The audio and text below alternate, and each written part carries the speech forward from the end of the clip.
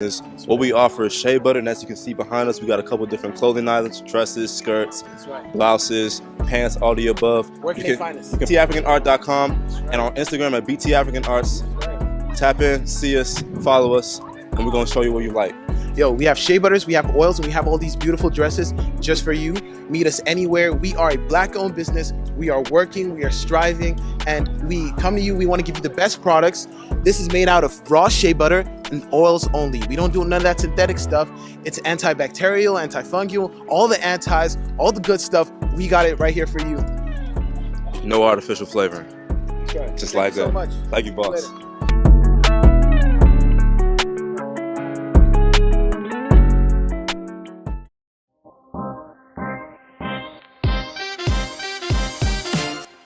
I am grateful for the gifts that I receive from others.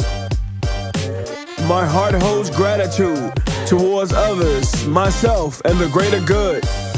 I am open to receive the love I give. I release hurt through compassion, kindness, and thankfulness.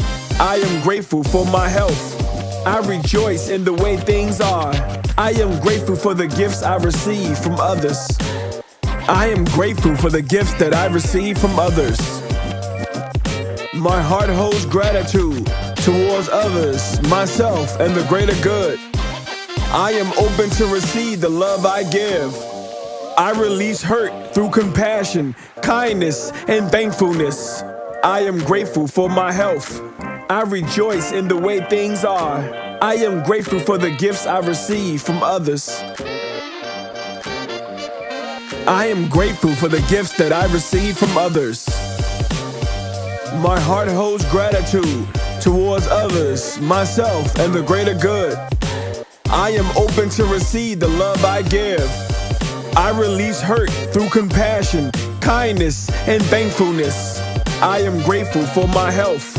I rejoice in the way things are. I am grateful for the gifts I receive from others. I am grateful for the gifts that I receive from others. My heart holds gratitude towards others, myself, and the greater good. I am open to receive the love I give. I release hurt through compassion, kindness, and thankfulness. I am grateful for my health. I rejoice in the way things are. I am grateful for the gifts I receive from others. I am grateful for the gifts that I receive from others. My heart holds gratitude towards others, myself, and the greater good. I am open to receive the love I give. I release hurt through compassion, kindness, and thankfulness. I am grateful for my health. I rejoice in the way things are. I am grateful for the gifts I receive from others. I am grateful for the gifts that I receive from others. My heart holds gratitude towards others, myself, and the greater good. I am open to receive the love I give. I release hurt through compassion, kindness, and thankfulness. I am grateful for my health. I rejoice in the way things are. I am grateful for the gifts I receive from others. I am grateful for the gifts that I receive from others. My heart holds gratitude towards others, myself, and the greater good. I am open to receive the love I give. I release hurt through compassion, kindness, and thankfulness. I am grateful for my health. I rejoice in the way things are. I am grateful for the gifts I receive from others. I am grateful for the gifts that I receive from others. My heart holds gratitude towards others, myself, and the greater good. I am open to receive the love I give. I release hurt through compassion, kindness, and thankfulness. I am grateful for my health. I rejoice in the way things are. I am grateful for the gifts I receive from others. I am grateful for the gifts that I receive from others. My heart holds gratitude towards others, myself, and the greater good. I am open to receive the love I give.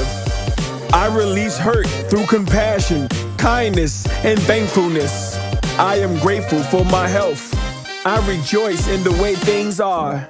I am grateful for the gifts I receive from others. I am grateful for the gifts that I receive from others. My heart holds gratitude towards others, myself, and the greater good. I am open to receive the love I give. I release hurt through compassion, kindness, and thankfulness. I am grateful for my health. I rejoice in the way things are. I am grateful for the gifts I receive from others. I am grateful for the gifts that I receive from others. My heart holds gratitude towards others, myself, and the greater good. I am open to receive the love I give. I release hurt through compassion, kindness, and thankfulness. I am grateful for my health. I rejoice in the way things are. I am grateful for the gifts I receive from others. I am grateful for the gifts that I receive from others. My heart holds gratitude towards others, myself, and the greater good. I am open to receive the love I give. I release hurt through compassion, kindness, and thankfulness. I am grateful for my health. I rejoice in the way things are. I am grateful for the gifts I receive from others. I am grateful for the gifts that I receive from others. My heart holds gratitude towards others, myself, and the greater good. I am open to receive the love I give. I release hurt through compassion, kindness, and thankfulness. I am grateful for my health. I rejoice in the way things are. I am grateful for the gifts I receive from others. I am grateful for the gifts that I receive from others. My heart holds gratitude towards others, myself, and the greater good. I am open to receive the love I give. I release hurt through compassion, kindness, and thankfulness. I am grateful for my health. I rejoice in the way things are. I am grateful for the gifts I receive from others. I am grateful for the gifts that I receive from others. My heart holds gratitude towards others, myself, and the greater good. I am open to receive the love I give. I release hurt through compassion, kindness, and thankfulness. I am grateful for my health. I rejoice in the way things are. I am grateful for the gifts I receive from others. I am grateful for the gifts that I receive from others. My heart holds gratitude towards others, myself, and the greater good. I am open to receive the love I give. I release hurt through compassion, kindness, and thankfulness. I am grateful for my health. I rejoice in the way things are. I am grateful for the gifts I receive from others. I am grateful for the gifts that I receive from others. My heart holds gratitude towards others, myself, and the greater good.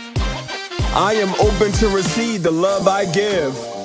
I release hurt through compassion, kindness, and thankfulness. I am grateful for my health. I rejoice in the way things are. I am grateful for the gifts I receive from others. I am grateful for the gifts that I receive from others. My heart holds gratitude towards others, myself, and the greater good. I am open to receive the love I give. I release hurt through compassion, kindness, and thankfulness.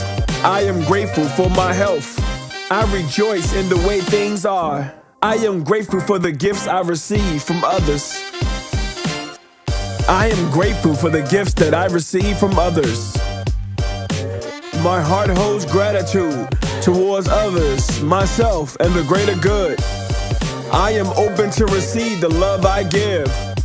I release hurt through compassion, kindness, and thankfulness. I am grateful for my health. I rejoice in the way things are. I am grateful for the gifts I receive from others. I am grateful for the gifts that I receive from others. My heart holds gratitude towards others, myself, and the greater good. I am open to receive the love I give. I release hurt through compassion, kindness, and thankfulness. I am grateful for my health. I rejoice in the way things are. I am grateful for the gifts I receive from others. I am grateful for the gifts that I receive from others. My heart holds gratitude towards others, myself, and the greater good. I am open to receive the love I give. I release hurt through compassion, kindness, and thankfulness. I am grateful for my health. I rejoice in the way things are. I am grateful for the gifts I receive from others. I am grateful for the gifts that I receive from others. My heart holds gratitude towards others, myself, and the greater good. I am open to receive the love I give. I release hurt through compassion, kindness, and thankfulness. I am grateful for my health. I rejoice in the way things are. I am grateful for the gifts I receive from others. I am grateful for the gifts that I receive from others. My heart holds gratitude towards others, myself, and the greater good. I am open to receive the love I give. I release hurt through compassion, kindness, and thankfulness. I am grateful for my health. I rejoice in the way things are. I am grateful for the gifts I receive from others. I am grateful for the gifts that I receive from others. My heart holds gratitude towards others, myself, and the greater good. I am open to receive the love I give. I release hurt through compassion, kindness, and thankfulness. I am grateful for my health. I rejoice in the way things are. I am grateful for the gifts I receive from others. I am grateful for the gifts that I receive from others. My heart holds gratitude towards others, myself, and the greater good. I am open to receive the love I give. I release hurt through compassion, kindness, and thankfulness. I am grateful for my health. I rejoice in the way things are. I am grateful for the gifts I receive from others. I am grateful for the gifts that I receive from others. My heart holds gratitude towards others, myself, and the greater good. I am open to receive the love I give. I release hurt through compassion, kindness, and thankfulness. I am grateful for my health. I rejoice in the way things are. I am grateful for the gifts I receive from others. I am grateful for the gifts that I receive from others. My heart holds gratitude towards others, myself, and the greater good. I am open to receive the love I give. I release hurt through compassion, kindness, and thankfulness. I am grateful for my health. I rejoice in the way things are. I am grateful for the gifts I receive from others. I am grateful for the gifts that I receive from others. My heart holds gratitude towards others, myself, and the greater good. I am open to receive the love I give. I release hurt through compassion, kindness, and thankfulness. I am grateful for my health. I rejoice in the way things are. I am grateful for the gifts I receive from others. I am grateful for the gifts that I receive from others. My heart holds gratitude towards others, myself, and the greater good. I am open to receive the love I give. I release hurt through compassion, kindness, and thankfulness. I am grateful for my health. I rejoice in the way things are. I am grateful for the gifts I receive from others. I am grateful for the gifts that I receive from others. My heart holds gratitude towards others, myself, and the greater good. I am open to receive the love I give. I release hurt through compassion, kindness, and thankfulness. I am grateful for my health. I rejoice in the way things are. I am grateful for the gifts I receive from others. I am grateful for the gifts that I receive from others. My heart holds gratitude towards others, myself, and the greater good. I am open to receive the love I give. I release hurt through compassion, kindness, and thankfulness. I am grateful for my health. I rejoice in the way things are. I am grateful for the gifts I receive from others. I am grateful for the gifts that I receive from others. My heart holds gratitude towards others, myself, and the greater good. I am open to receive the love I give. I release hurt through compassion, kindness, and thankfulness. I am grateful for my health. I rejoice in the way things are. I am grateful for the gifts I receive from others.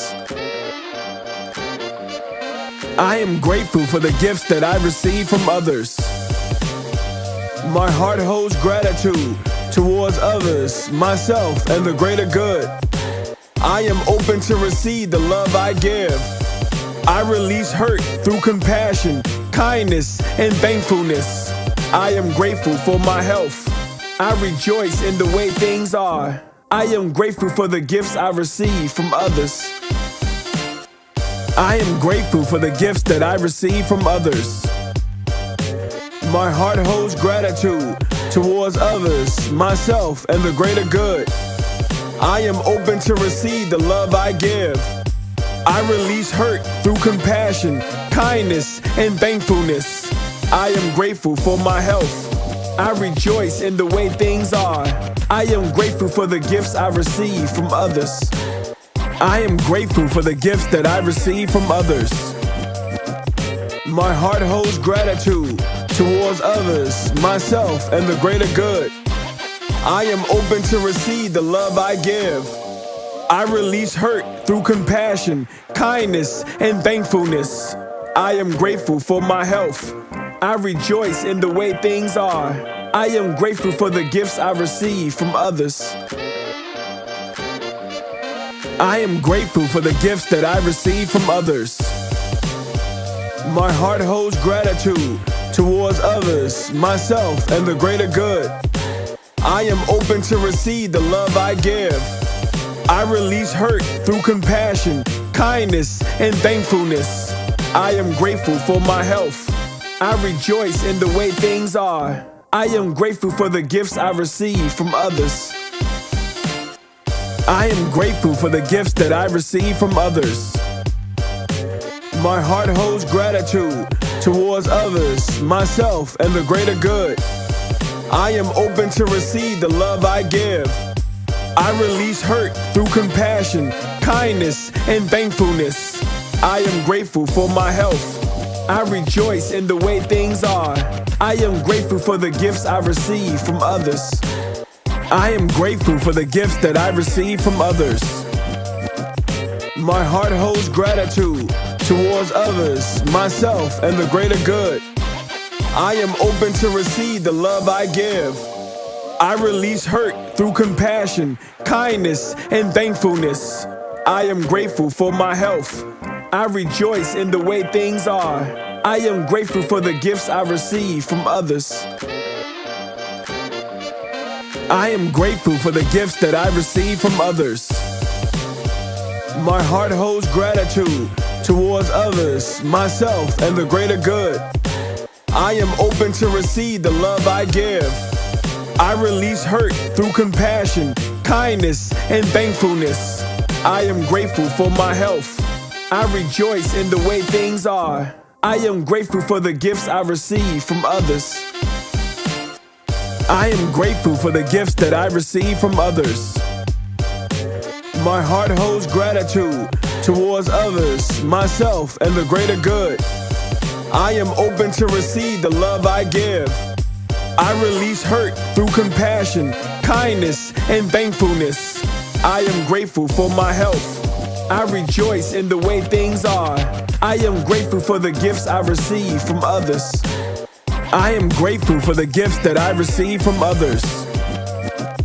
My heart holds gratitude towards others, myself, and the greater good.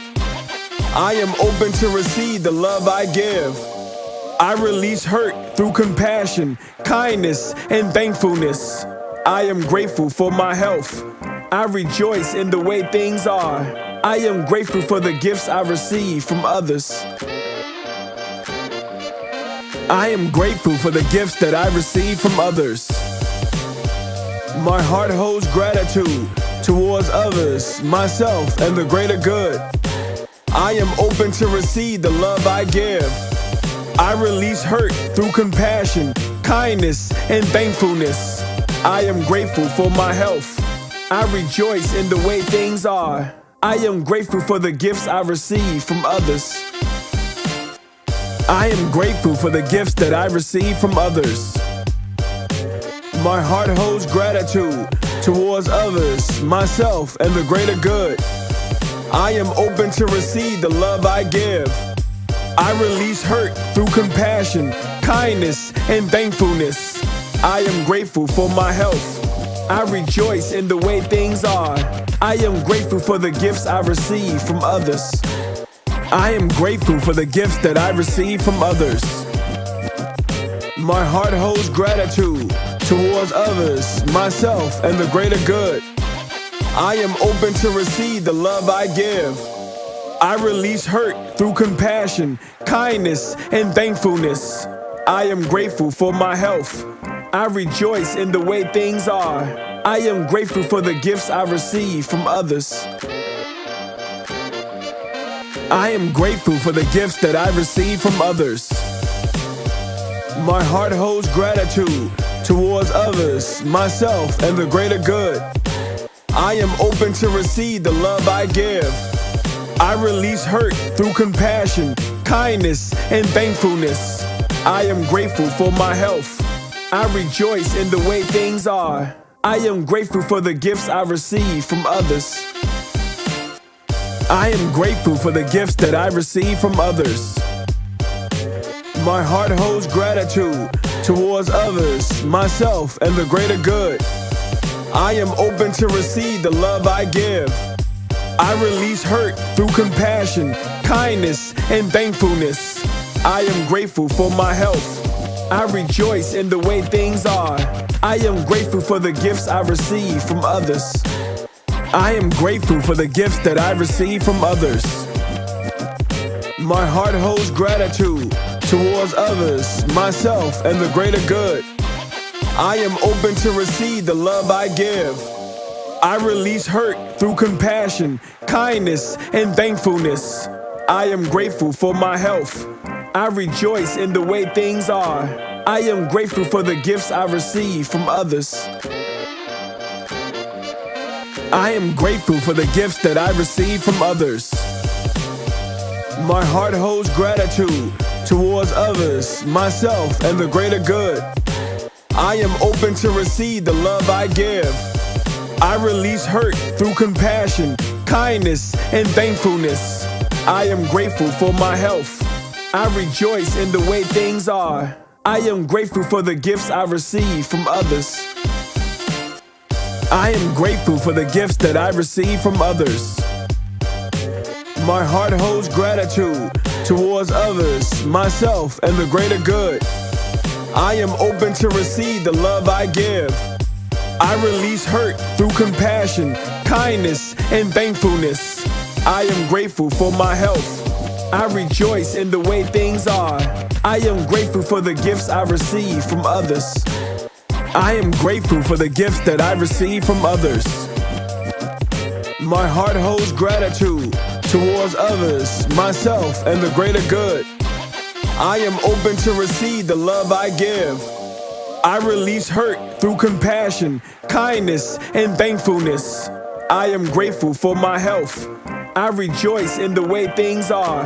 I am grateful for the gifts I receive from others.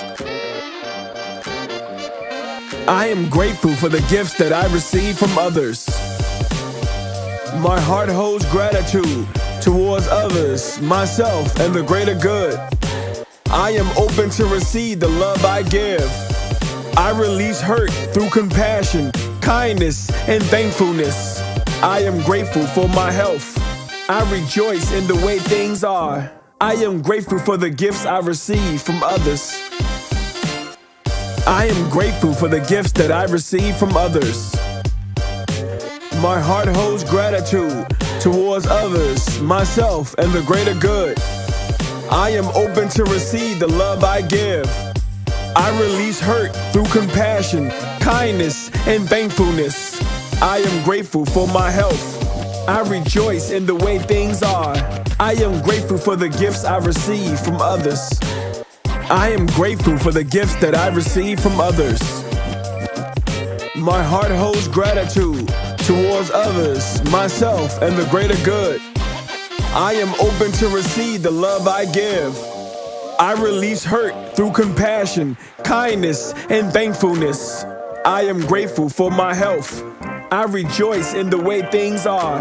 I am grateful for the gifts I receive from others. I am grateful for the gifts that I receive from others. My heart holds gratitude towards others, myself, and the greater good. I am open to receive the love I give. I release hurt through compassion, kindness, and thankfulness. I am grateful for my health. I rejoice in the way things are. I am grateful for the gifts I receive from others. I am grateful for the gifts that I receive from others. My heart holds gratitude towards others, myself, and the greater good. I am open to receive the love I give. I release hurt through compassion, kindness, and thankfulness. I am grateful for my health. I rejoice in the way things are. I am grateful for the gifts I receive from others. I am grateful for the gifts that I receive from others. My heart holds gratitude towards others, myself, and the greater good. I am open to receive the love I give. I release hurt through compassion, kindness, and thankfulness. I am grateful for my health. I rejoice in the way things are. I am grateful for the gifts I receive from others. I am grateful for the gifts that I receive from others. My heart holds gratitude towards others, myself, and the greater good. I am open to receive the love I give. I release hurt through compassion, kindness, and thankfulness. I am grateful for my health. I rejoice in the way things are. I am grateful for the gifts I receive from others. I am grateful for the gifts that I receive from others. My heart holds gratitude towards others, myself, and the greater good. I am open to receive the love I give. I release hurt through compassion, kindness, and thankfulness. I am grateful for my health. I rejoice in the way things are. I am grateful for the gifts I receive from others. I am grateful for the gifts that I receive from others. My heart holds gratitude towards others, myself, and the greater good. I am open to receive the love I give. I release hurt through compassion, kindness, and thankfulness. I am grateful for my health. I rejoice in the way things are. I am grateful for the gifts I receive from others. I am grateful for the gifts that I receive from others. My heart holds gratitude towards others, myself, and the greater good. I am open to receive the love I give. I release hurt through compassion, kindness, and thankfulness. I am grateful for my health. I rejoice in the way things are. I am grateful for the gifts I receive from others. I am grateful for the gifts that I receive from others. My heart holds gratitude towards others, myself, and the greater good. I am open to receive the love I give. I release hurt through compassion, kindness, and thankfulness. I am grateful for my health. I rejoice in the way things are. I am grateful for the gifts I receive from others. I am grateful for the gifts that I receive from others. My heart holds gratitude towards others, myself, and the greater good. I am open to receive the love I give. I release hurt through compassion, kindness, and thankfulness. I am grateful for my health. I rejoice in the way things are. I am grateful for the gifts I receive from others. I am grateful for the gifts that I receive from others. My heart holds gratitude towards others, myself, and the greater good. I am open to receive the love I give. I release hurt through compassion, kindness, and thankfulness. I am grateful for my health. I rejoice in the way things are. I am grateful for the gifts I receive from others. I am grateful for the gifts that I receive from others. My heart holds gratitude towards others, myself, and the greater good. I am open to receive the love I give. I release hurt through compassion, kindness, and thankfulness. I am grateful for my health. I rejoice in the way things are. I am grateful for the gifts I receive from others. I am grateful for the gifts that I receive from others. My heart holds gratitude towards others, myself, and the greater good. I am open to receive the love I give. I release hurt through compassion, kindness, and thankfulness. I am grateful for my health. I rejoice in the way things are. I am grateful for the gifts I receive from others. I am grateful for the gifts that I receive from others. My heart holds gratitude towards others, myself, and the greater good. I am open to receive the love I give. I release hurt through compassion, kindness, and thankfulness. I am grateful for my health. I rejoice in the way things are. I am grateful for the gifts I receive from others. I am grateful for the gifts that I receive from others. My heart holds gratitude towards others, myself, and the greater good. I am open to receive the love I give. I release hurt through compassion, kindness, and thankfulness. I am grateful for my health. I rejoice in the way things are. I am grateful for the gifts I receive from others. I am grateful for the gifts that I receive from others. My heart holds gratitude towards others, myself, and the greater good. I am open to receive the love I give. I release hurt through compassion, kindness, and thankfulness. I am grateful for my health. I rejoice in the way things are. I am grateful for the gifts I receive from others. I am grateful for the gifts that I receive from others. My heart holds gratitude towards others, myself, and the greater good. I am open to receive the love I give. I release hurt through compassion, kindness, and thankfulness. I am grateful for my health. I rejoice in the way things are. I am grateful for the gifts I receive from others. I am grateful for the gifts that I receive from others. My heart holds gratitude towards others, myself, and the greater good. I am open to receive the love I give. I release hurt through compassion, kindness, and thankfulness. I am grateful for my health. I rejoice in the way things are. I am grateful for the gifts I receive from others. I am grateful for the gifts that I receive from others. My heart holds gratitude towards others, myself, and the greater good. I am open to receive the love I give. I release hurt through compassion, kindness, and thankfulness. I am grateful for my health. I rejoice in the way things are. I am grateful for the gifts I receive from others. I am grateful for the gifts that I receive from others. My heart holds gratitude towards others, myself, and the greater good. I am open to receive the love I give. I release hurt through compassion, kindness, and thankfulness. I am grateful for my health. I rejoice in the way things are. I am grateful for the gifts I receive from others. I am grateful for the gifts that I receive from others. My heart holds gratitude towards others, myself, and the greater good. I am open to receive the love I give. I release hurt through compassion, kindness, and thankfulness. I am grateful for my health. I rejoice in the way things are.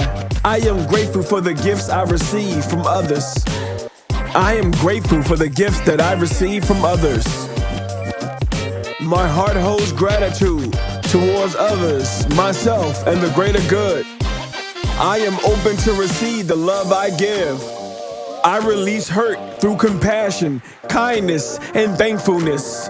I am grateful for my health. I rejoice in the way things are. I am grateful for the gifts I receive from others. I am grateful for the gifts that I receive from others. My heart holds gratitude towards others, myself, and the greater good. I am open to receive the love I give. I release hurt through compassion, kindness, and thankfulness. I am grateful for my health. I rejoice in the way things are. I am grateful for the gifts I receive from others. I am grateful for the gifts that I receive from others. My heart holds gratitude towards others, myself, and the greater good. I am open to receive the love I give. I release hurt through compassion, kindness, and thankfulness. I am grateful for my health. I rejoice in the way things are. I am grateful for the gifts I receive from others. I am grateful for the gifts that I receive from others. My heart holds gratitude towards others, myself, and the greater good. I am open to receive the love I give. I release hurt through compassion, kindness, and thankfulness. I am grateful for my health. I rejoice in the way things are. I am grateful for the gifts I receive from others. I am grateful for the gifts that I receive from others. My heart holds gratitude towards others, myself, and the greater good. I am open to receive the love I give. I release hurt through compassion, kindness, and thankfulness. I am grateful for my health. I rejoice in the way things are. I am grateful for the gifts I receive from others. I am grateful for the gifts that I receive from others. My heart holds gratitude towards others, myself, and the greater good. I am open to receive the love I give. I release hurt through compassion, kindness, and thankfulness. I am grateful for my health. I rejoice in the way things are. I am grateful for the gifts I receive from others. I am grateful for the gifts that I receive from others. My heart holds gratitude towards others, myself, and the greater good. I am open to receive the love I give. I release hurt through compassion, kindness, and thankfulness. I am grateful for my health. I rejoice in the way things are. I am grateful for the gifts I receive from others. I am grateful for the gifts that I receive from others. My heart holds gratitude towards others, myself, and the greater good. I am open to receive the love I give. I release hurt through compassion, kindness, and thankfulness. I am grateful for my health. I rejoice in the way things are. I am grateful for the gifts I receive from others. I am grateful for the gifts that I receive from others. My heart holds gratitude towards others, myself, and the greater good. I am open to receive the love I give. release hurt through compassion, kindness, and thankfulness. I am grateful for my health. I rejoice in the way things are. I am grateful for the gifts I receive from others. I am grateful for the gifts that I receive from others. My heart holds gratitude towards others, myself, and the greater good. I am open to receive the love I give. I release hurt through compassion, kindness, and thankfulness. I am grateful for my health. I rejoice in the way things are. I am grateful for the gifts I receive from others. I am grateful for the gifts that I receive from others. My heart holds gratitude towards others, myself, and the greater good. I am open to receive the love I give. I release hurt through compassion, kindness, and thankfulness. I am grateful for my health. I rejoice in the way things are. I am grateful for the gifts I receive from others. I am grateful for the gifts that I receive from others. My heart holds gratitude towards others, myself, and the greater good. I am open to receive the love I give. I release hurt through compassion, kindness, and thankfulness. I am grateful for my health. I rejoice in the way things are. I am grateful for the gifts I receive from others. I am grateful for the gifts that I receive from others. My heart holds gratitude towards others, myself, and the greater good. I am open to receive the love I give. I release hurt through compassion, kindness, and thankfulness. I am grateful for my health. I rejoice in the way things are. I am grateful for the gifts I receive from others. I am grateful for the gifts that I receive from others. My heart holds gratitude towards others, myself, and the greater good. I am open to receive the love I give. I release hurt through compassion, kindness, and thankfulness. I am grateful for my health. I rejoice in the way things are. I am grateful for the gifts I receive from others. I am grateful for the gifts that I receive from others. My heart holds gratitude towards others, myself, and the greater good. I am open to receive the love I give. I release hurt through compassion, kindness, and thankfulness. I am grateful for my health. I rejoice in the way things are. I am grateful for the gifts I receive from others. I am grateful for the gifts that I receive from others. My heart holds gratitude towards others, myself, and the greater good. I am open to receive the love I give. I release hurt through compassion, kindness, and thankfulness. I am grateful for my health. I rejoice in the way things are. I am grateful for the gifts I receive from others. I am grateful for the gifts that I receive from others. My heart holds gratitude towards others, myself, and the greater good. I am open to receive the love I give. I release hurt through compassion, kindness, and thankfulness. I am grateful for my health. I rejoice in the way things are. I am grateful for the gifts I receive from others. I am grateful for the gifts that I receive from others. My heart holds gratitude towards others, myself, and the greater good. I am open to receive the love I give. I release hurt through compassion, kindness, and thankfulness. I am grateful for my health. I rejoice in the way things are. I am grateful for the gifts I receive from others. I am grateful for the gifts that I receive from others. My heart holds gratitude towards others, myself, and the greater good. I am open to receive the love I give. I release hurt through compassion, kindness, and thankfulness. I am grateful for my health. I rejoice in the way things are. I am grateful for the gifts I receive from others. I am grateful for the gifts that I receive from others. My heart holds gratitude towards others, myself, and the greater good. I am open to receive the love I give. I release hurt through compassion, kindness, and thankfulness. I am grateful for my health. I rejoice in the way things are. I am grateful for the gifts I receive from others. I am grateful for the gifts that I receive from others. My heart holds gratitude towards others, myself, and the greater good. I am open to receive the love I give. I release hurt through compassion, kindness, and thankfulness.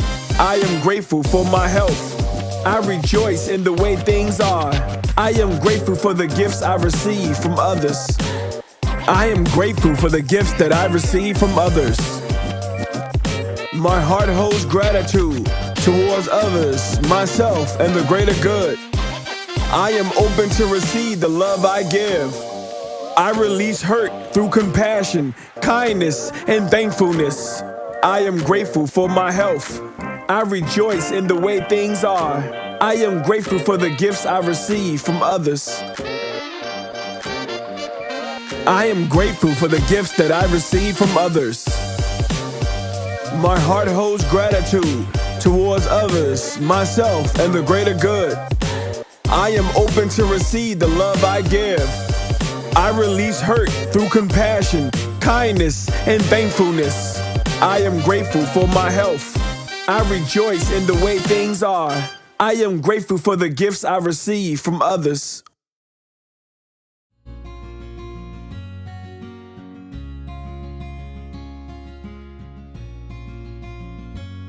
Sadness, loneliness, and occasional depression are experienced by everyone at some point in their lives. Feeling sad or depressed can occur as a result of a breakup, work stress, financial problems, general struggles of life, and can be a normal reaction to grief and loss. These feelings come and go, and typically there's a source or reason for the depression that we can identify. Conversely, when a low mood and certain accompanying symptoms become the norm and last for more than 2 weeks, it may be indicative of clinical depression. A diagnosis of depression requires that there be several persistent symptoms, along with a low mood, that are present for at least 2 weeks. Not everyone will experience every symptom. Some may have a few, while others will have many. The symptoms can be severe or mild, and can vary based on the stage of depression. According to the National Institute of Mental Health, symptoms of depression include feeling sad, empty, or anxious, ongoing aches and pains, digestive problems, and headaches that don't ease with treatment and have no known cause, appetite loss or eating too much, including a 5% body weight loss or gain over a month's time, suicide attempts or thoughts of suicide, anger, irritability, short-temperedness, and everything and everyone getting on your nerves, loss of interest in activities you once enjoyed, even sex, restlessness and irritability, insomnia or excessive sleeping, feelings of pessimism and hopelessness, feelings of helplessness, worthlessness, or guilt, fatigue and significant loss of energy, restlessness and restless behavior, such as the inability to sit still, problems concentrating, making decisions, or remembering details. If you suspect that you have depression, it's time to seek medical help. Depression is certainly treatable, and doctors have various options at their disposal. If left untreated, depression may get worse and can last for several months or years to cause major suffering, a reduced quality of life, and may even lead to suicide. More than 10% of people with depression commit suicide. There are various mental health screenings to diagnose depression and the type of depression you may have. Typically, depression is treated with psychotherapy or antidepressant medications, and often both avenues may need to be utilized for successful treatment outcomes. If you suspect you have depression, don't wait. See your doctor today.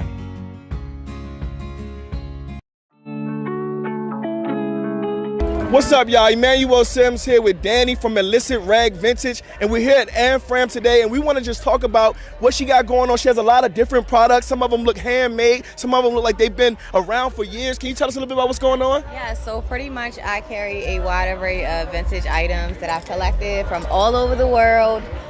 In my travels, I've been shopping and collecting for about 20 years. At this point, a little over, like 22 years since I was about 15 or 16, and I present my collection to the world. So, where are some of the places that you've been that you've collected some of your collection from?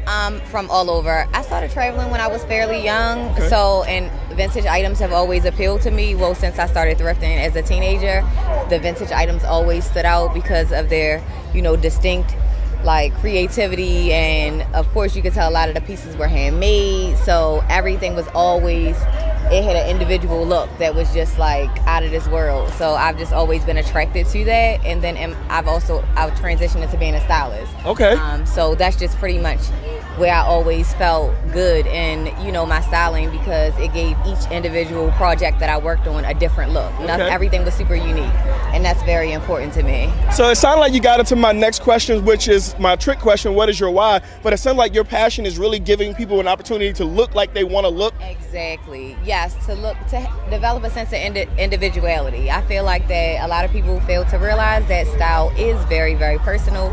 It suits each individual.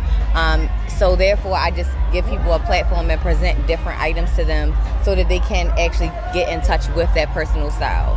Okay. A style that is their own. My apologies. So I appreciate you sharing that.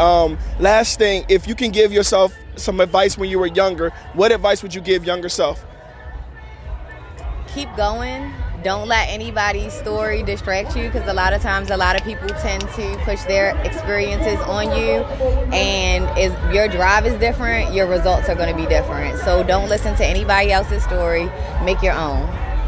Man, I'm not about to preach today, but don't let nobody else's story distract you. Nobody. That's deep on so many levels, because we get relationships, we get friends, we get family, we get cousins, everybody who has their own perspective or experience in life that can drag us from actually getting to that next part. Yeah. And I just appreciate you sharing that. I'm sure my community would appreciate it. Tell us where we can find you, how they can reach you. You guys can locate me on all social media platforms and Google at Illicit Rag Vintage. That's ILLICIT Rag, RAG Vintage.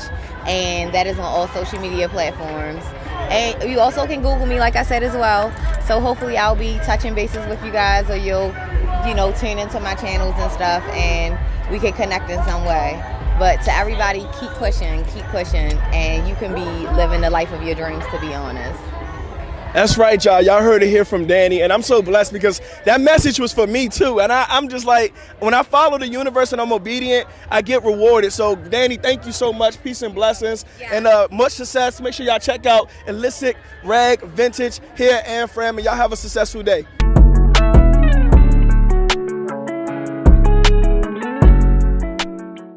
I wake up every single day and put my face on like yesterday wasn't here. All I know is that I hear all these voices in my head, ripping pages off the wall. I don't even care at all. They just want me for my love. That's why they reaching for my heart. I don't mean to complain. All I know is the rain keep hitting my face while I keep trying to keep faith. All I know is the way. Gotta go.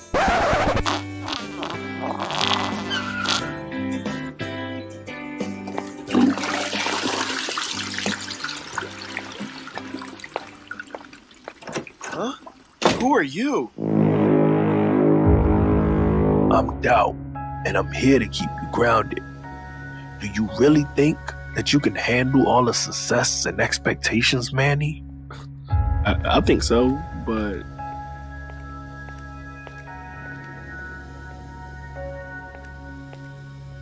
Are you sure that you're talented enough?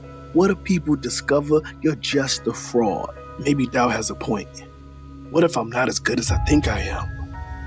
Mane, don't listen to Doubt. You've proven yourself from time and again.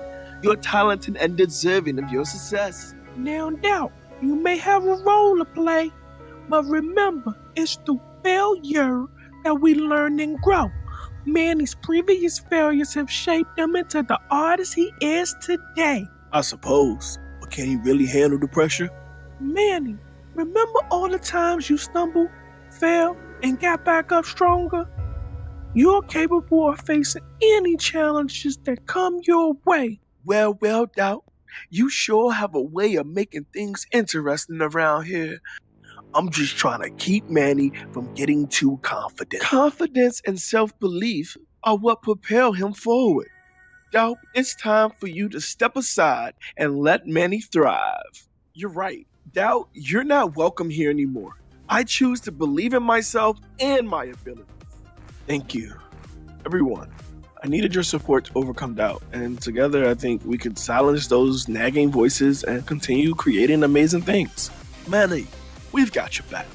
Doubt may come from time to time, but we'll always be here to remind you of your worth.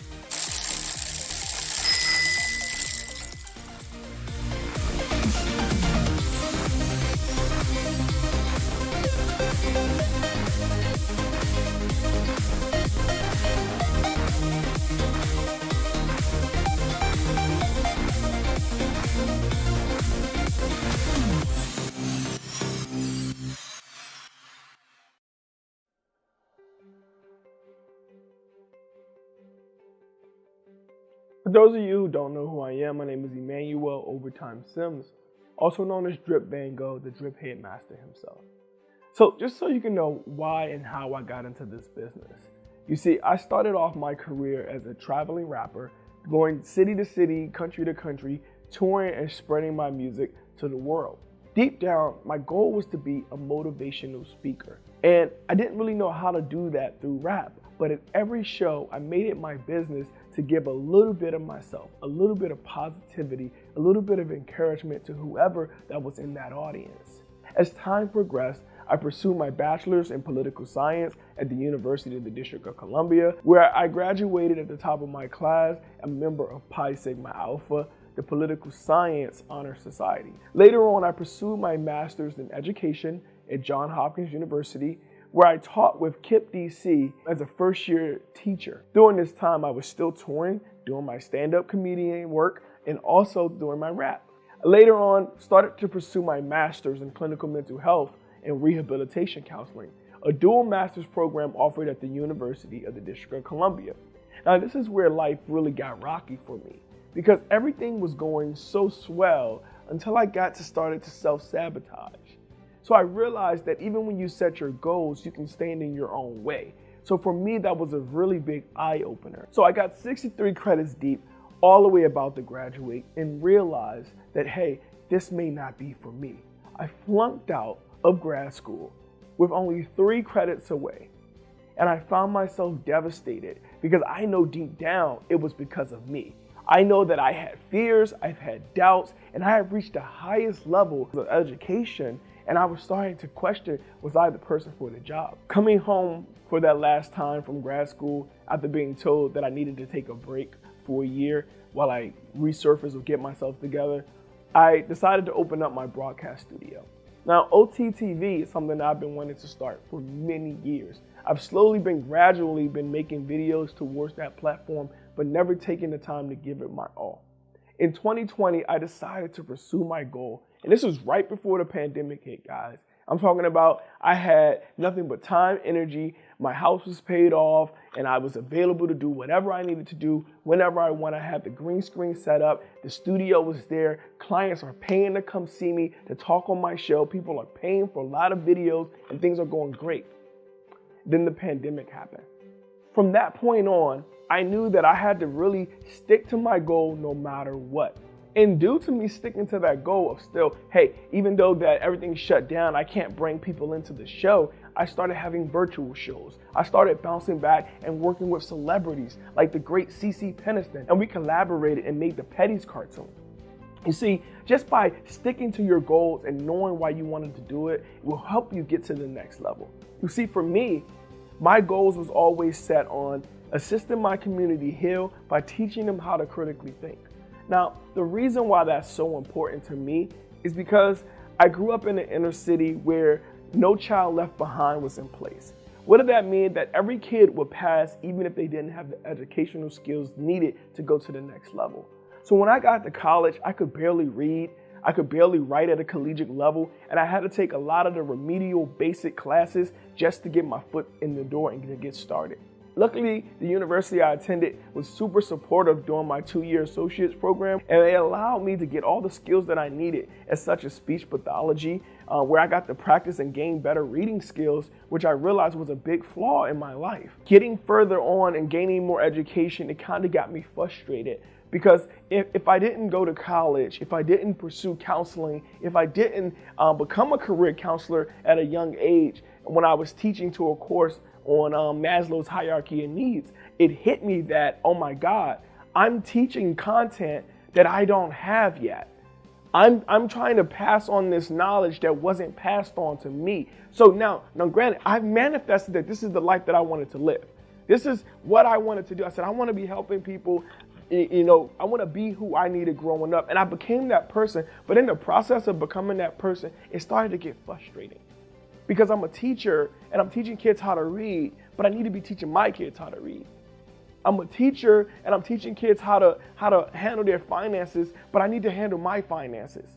I'm a teacher and I'm teaching kids how to dress appropriately, but I'm not following dress code. It was a big reflection on the things that I needed in life, and I was providing it to someone else, which I think is a great tool to have, because when you can teach something, I feel like you can learn it.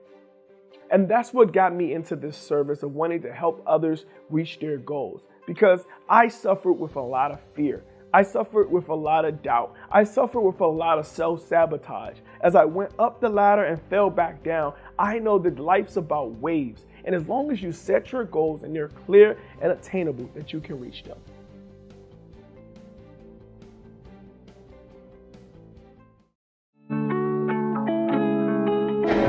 I go by the name Nagaso. You can find me on Instagram at NIGASOUL. Nagaso. And I'm in Baltimore. I'm a Baltimore-based artist. I'm an emotional-based artist. First off, let's clear that up. I'm an emotional-based artist. I'm one of a kind. You're not gonna find too many people like me. And my theme is hearts. I put hearts in all of my pieces, and I use a half a heart as my theme symbol because we all broken in some way. So come follow me at NIGASOUL at Nagaso.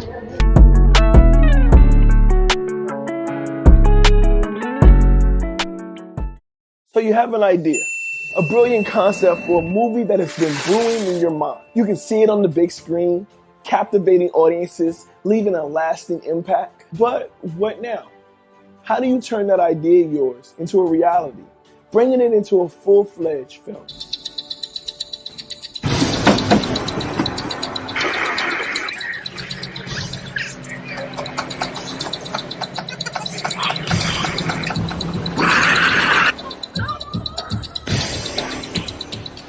Crazy looking chick on the screen. Get you on that. I got so many women problems. My X chromosomes, they ain't never show up.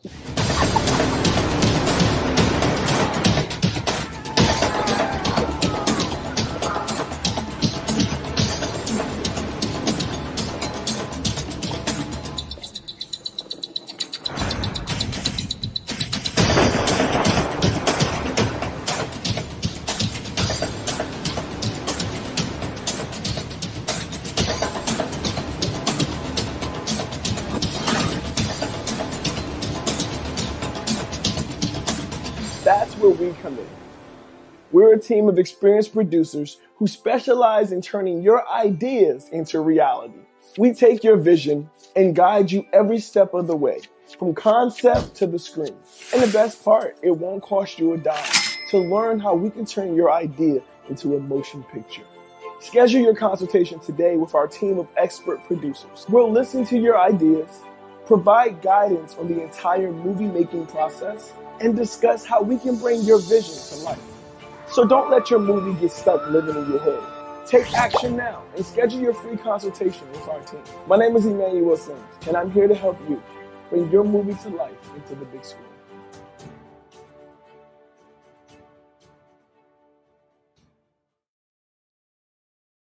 Hello and welcome, everyone. My name is Emmanuel Sims, and I'm thrilled to have you join me today.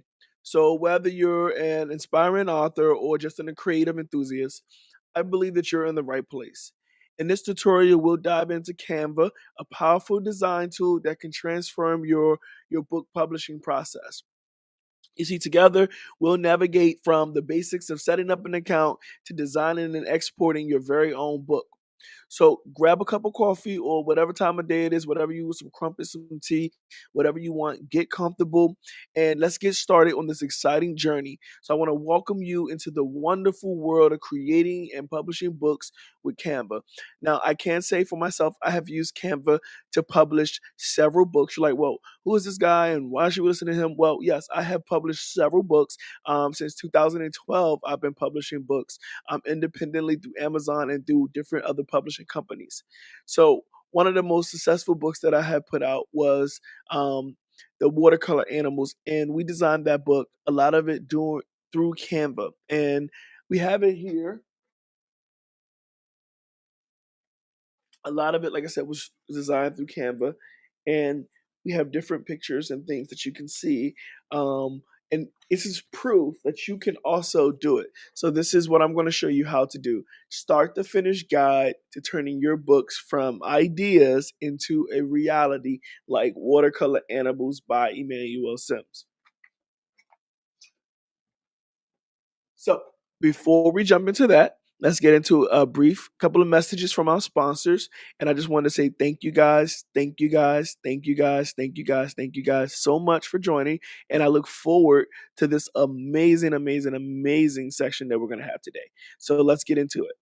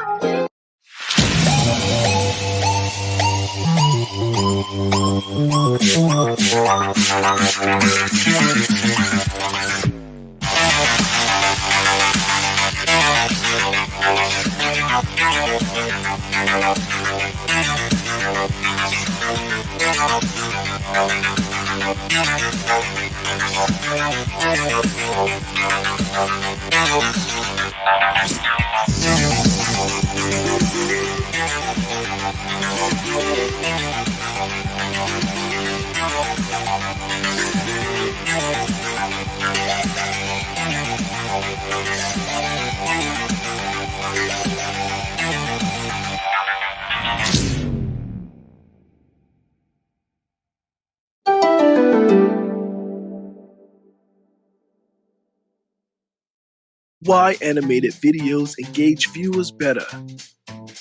Animation really brings your wildest storytelling ideas to life. No real-world production restraints. More cost-effective than live action. AI-powered video creation tools are 10 times faster. Animations help people visualize and understand complex concepts. Animations improve retention of information. Viewers retain 15% more knowledge by watching an animated video as if a talking head video. And using animation ensures that your content is never generic or out of date. It's easy to reflect diversity, it's easy to personalize, and it's easy to update whenever things change. So, hire me to create your animations so you can start engaging your viewers and meeting your goals. That's right, guys. You can hire me to make 2D animations for you to start engaging your viewers and reaching your goals. So I have you here on the home screen of Canva. And so the question is, what is Canva? It's an easy to use tool design, however you want to look at it, that's perfect for creating stunning book covers, interior pages, or anything that you can think of. Canva, I've actually used it for almost everything in every aspect of my creative living, from posters, flyers, logos, anything that a client or myself may need. I believe Canva has been like that Photoshop alternative, that free alternative. And I have other programs that I use, but Canva has been very, very beneficial, and they've been really cool. So the first thing you want to do is let's start by setting up an account via canva.com. First thing we're going to do is we're going to click on sign up.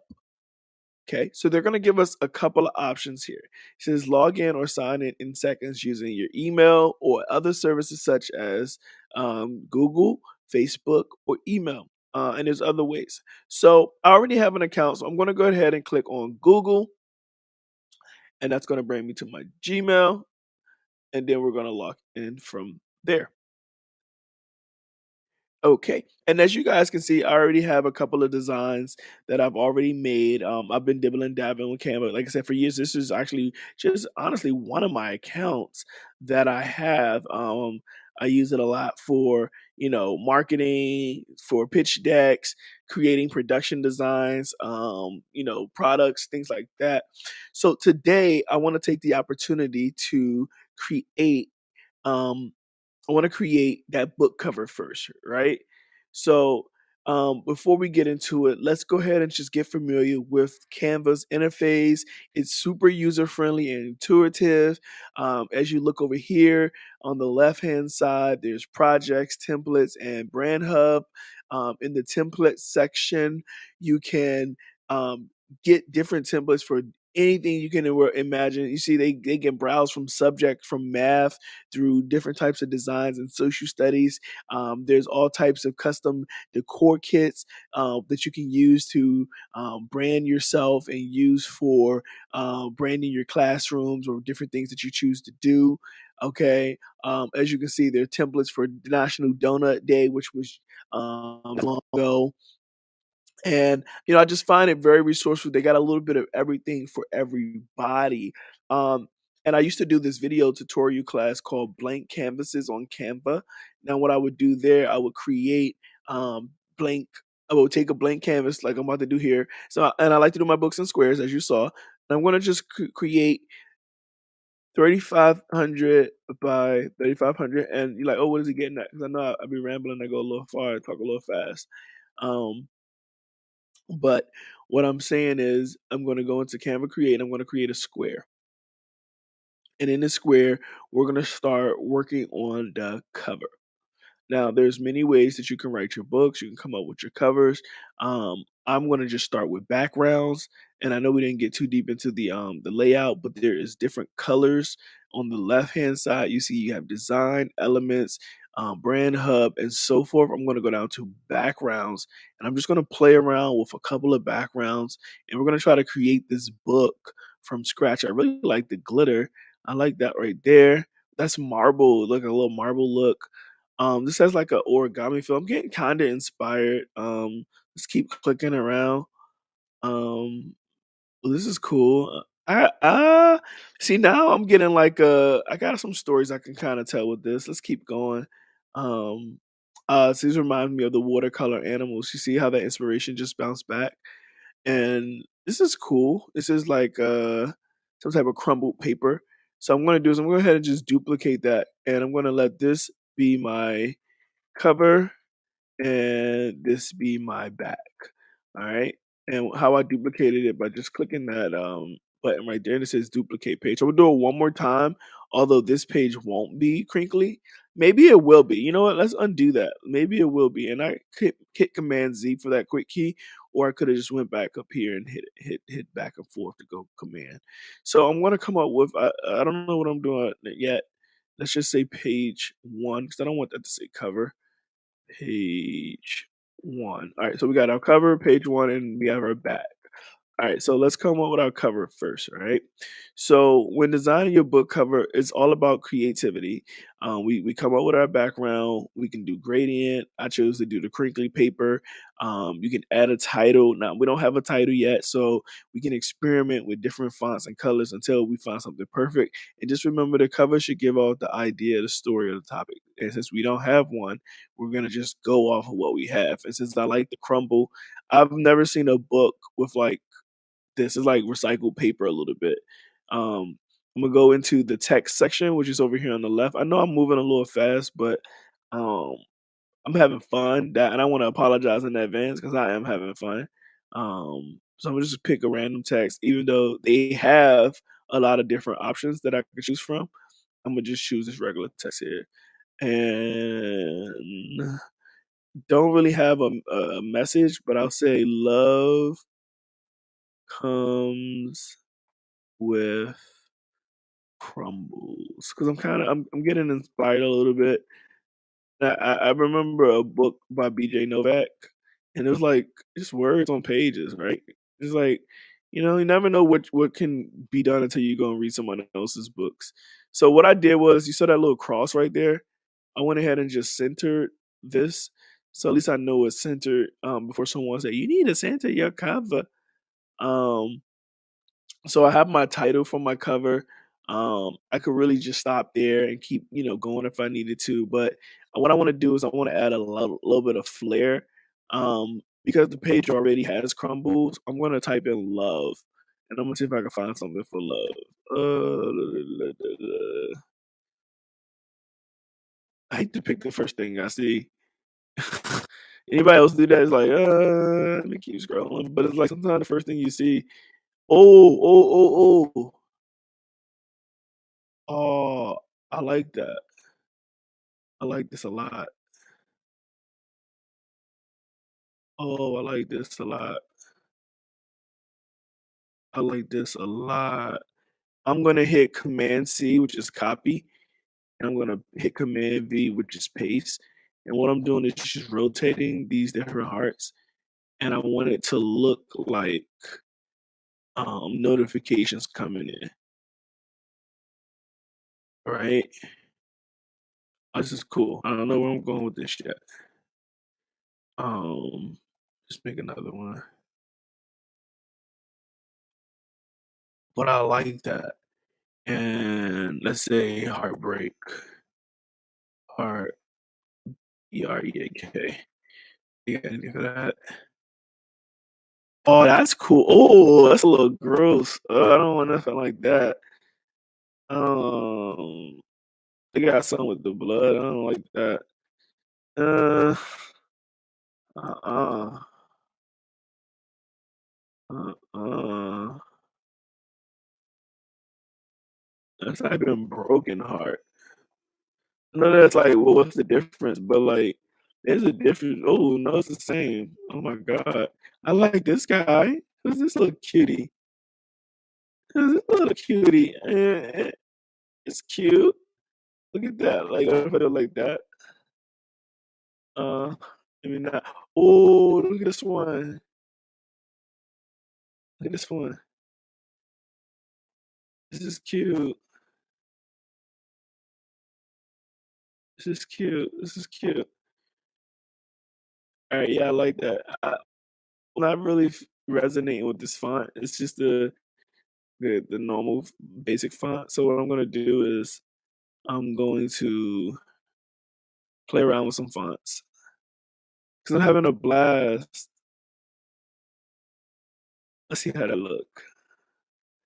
Oh, that's go back, go back, go back. That's it. Ah, that's it. Oh no, that's it. That's it. Oh, that's it. That's so sad. Do you feel that? And you know what? I'm actually feeling these hearts, yo. See, and this is what I'm saying, like the power of Canva, because like I'm really feeling this heart.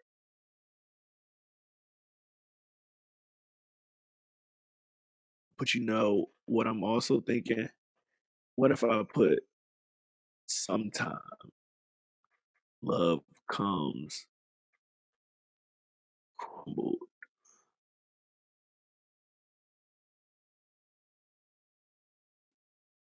Sometimes, did I spell times right? Is that a E? No, I didn't. That's not spelled right. All right. Sometimes love comes. Ooh, ooh, ooh, ooh. I gotta remind me to come back to these. But I want to do that little. Oh, what would you call it? Oh, thought, or like that little bad idea. Let's say, let's see what happens when we type in bad idea.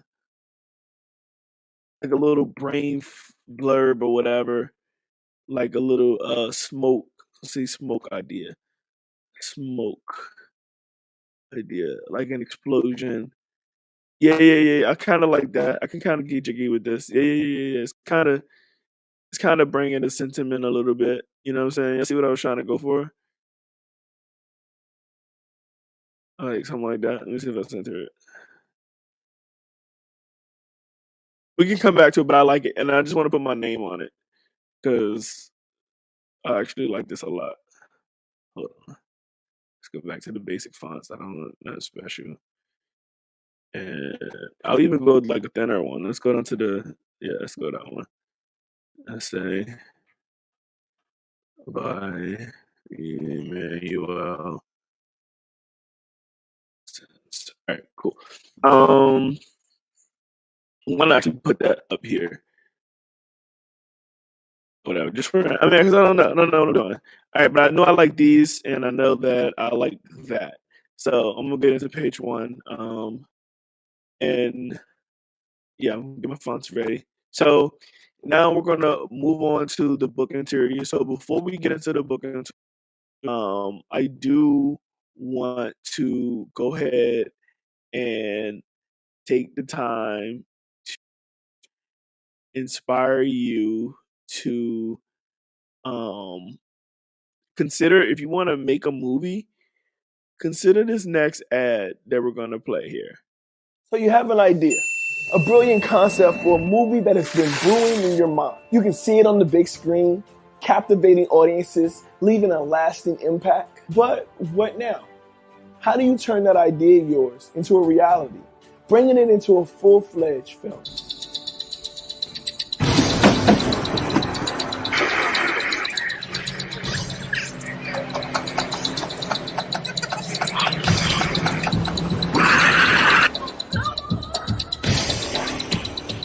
That crazy looking chick on the screen.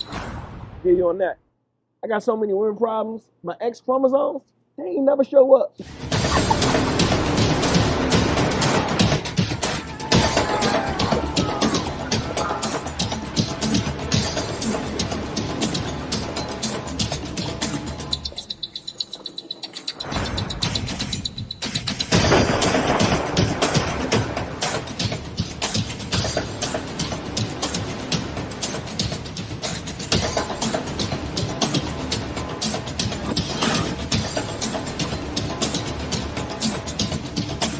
That's where we come in.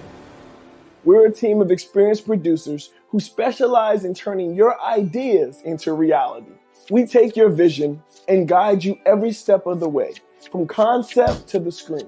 And the best part, it won't cost you a dime to learn how we can turn your idea into a motion picture. Schedule your consultation today with our team of expert producers. We'll listen to your ideas, provide guidance on the entire movie making process, and discuss how we can bring your vision to life.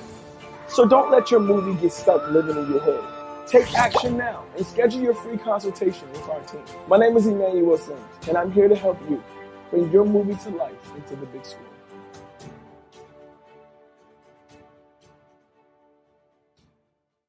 Why animated videos engage viewers better? Animation really brings your wildest storytelling ideas to life. No real-world production restraints. More cost-effective than live action.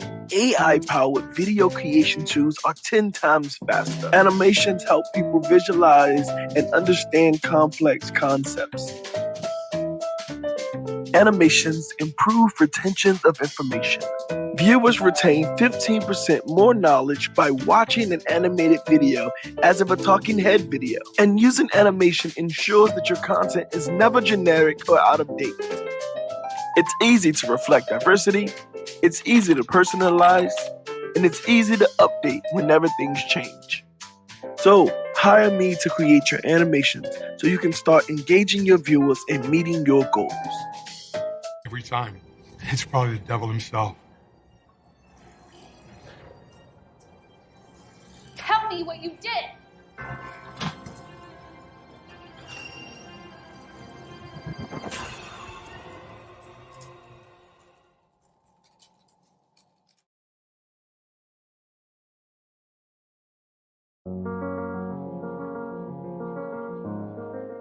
You got the white picket fence, palm trees slinging in the air, and clouds that are so close to the earth you can almost touch them.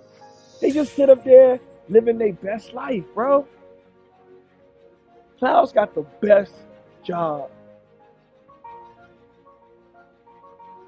You ever think the clouds get depressed living their best life? Of course. How else would you explain the rain?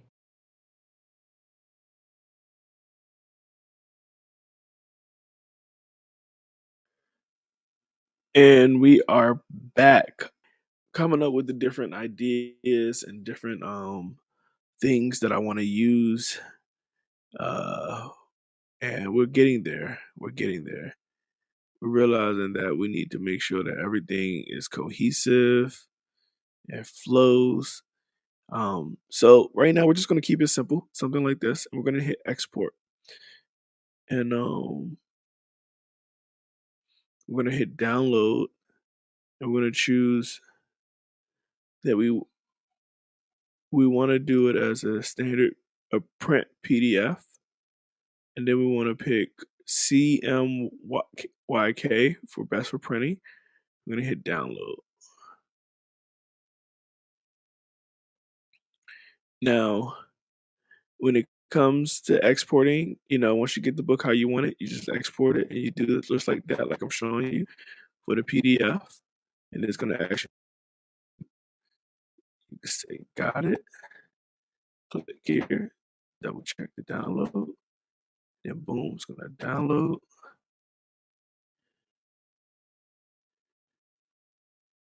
And there you have it. You have your book. What I'm going to try to do just for a second, I'm going to attempt.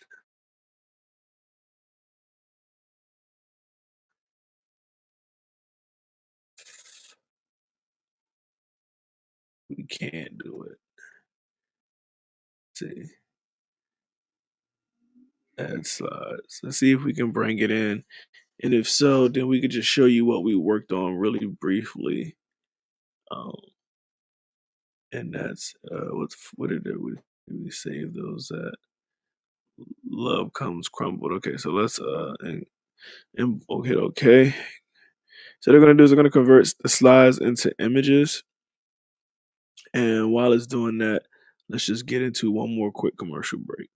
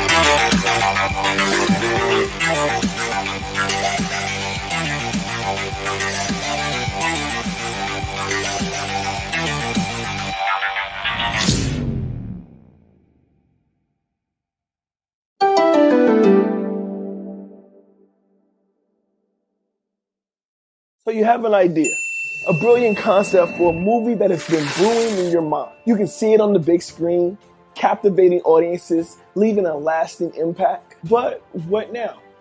How do you turn that idea of yours into a reality, bringing it into a full-fledged film?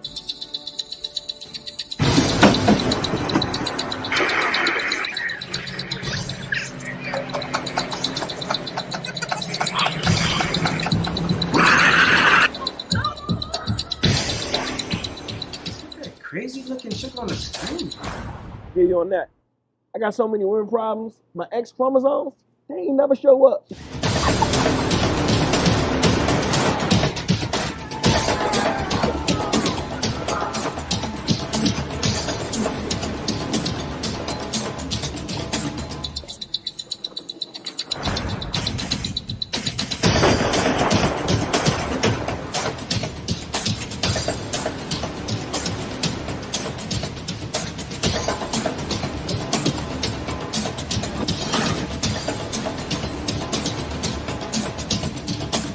That's where we come in. We're a team of experienced producers who specialize in turning your ideas into reality. We take your vision and guide you every step of the way, from concept to the screen. And the best part, it won't cost you a dime to learn how we can turn your idea into a motion picture. Schedule your consultation today with our team of expert producers. We'll listen to your ideas, provide guidance on the entire movie making process, and discuss how we can bring your vision to life. So don't let your movie get stuck living in your head.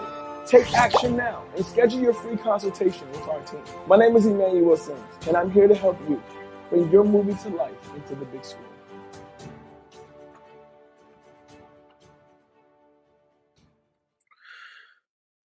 All right. So I went ahead and imported the slides in here, the PDF in here, so we can look at the slides. So here's our cover. We got our first page, second page, and third. Keep going, going, going. And then, as you see, we stop on our back page, of course. But I just wanted to show you guys this so that you can know how easy it was to do it. All you have to do when it comes to publishing is go to something like KDP, Kindle Direct Publishing, that's through Amazon, and just follow their guidelines to ensure that your book is published correctly. And that is it. That's your basic guide to creating and publishing a book with Canva. Remember to practice makes perfect. Remember that practice makes perfect. Practice makes habit, and practice gets better and better. So what you do most is what you do best. Keep experimenting. Thank you for joining me for this tutorial. And don't forget to like, share, subscribe, and tell everybody you know. And if you're not a part of the text community, text us at 240-607-5258 and get involved. We love to hear from you. We also have a Unimonia community through Thinkific. Ask me how you can get in there. And if no one told you they love you today, know that God loves you, and so do I. Make it a great day or not. The choice is yours. Drippity, drippity. All right, guys. Until next time. What's up, guys, and welcome back to Blank Canvases on Canva. It's your boy, Drip Van Gogh. Drippity, drippity, drippity, whoa. All right, guys. So, for those of you who are finding this video, you're probably trying to figure out what is Canva emailing me about this presentation tool? What is this new Canva presentation? Well, I'm here to tell you 3 tips on Canva and this new amazing presentation tool, which allows, I'm in Canva right now, guys, and I'm actually in the desktop version of Canva, which I just downloaded. And I'm using it right now to show you this presentation. These pictures are from a GIF that I downloaded earlier from the Canva email because I'm going to tell you guys about this. The very first tip that Canva wants you guys to know is to just get started. Just jump right into the Canva presentation. And that's just what I did. I said, okay, what am I going to present? I don't know. And I was almost getting down that spiral of getting stuck of what should I do next. And I said, no, I'm not going to do that. I'm just going to get started. So Canva has a large range of presentation templates, both for personal and professional use. So whether you're looking to surprise someone with a birthday presentation or a fun vertical trivia game, or just create a pitch deck, they've got us covered. Creators, we are lit. Canva is it. Going to the next slide, right? So the second tip Canva wants us to know is get your audience involved. Designing presentations in Canva is only half the fun. That's right. When you're presenting, did you know that you can get your audience involved with the Canva Live? That's right. Instagram, all that other stuff is cool, but we got Canva Live, y'all, where we can go on live and you can watch us present straight up on Canva. Running live sessions to keep everyone engaged with live Q&A. Enable Canva Live while presenting in presentation mode. And it's easy. Just follow these simple steps that are on the screen. Click on the Canva Live button at the bottom part of your presentation of the screen. You see that? There you go. Then you click on the Start New Session, and it will generate a unique digicode. Look at that. Then ask your presents Then you ask your participants to visit canva.live and have them enter the code and ask you live questions while you're presenting. How cool is that?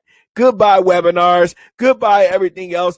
All in one is basically a PowerPoint presentation tool with video.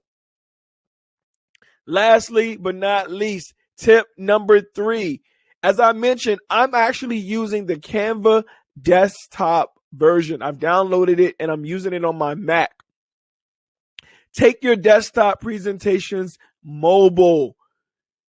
You never know when inspiration will strike you. So be ready to create anywhere with Canva mobile app. That's right, guys. Make sure that you download the Canva mobile app.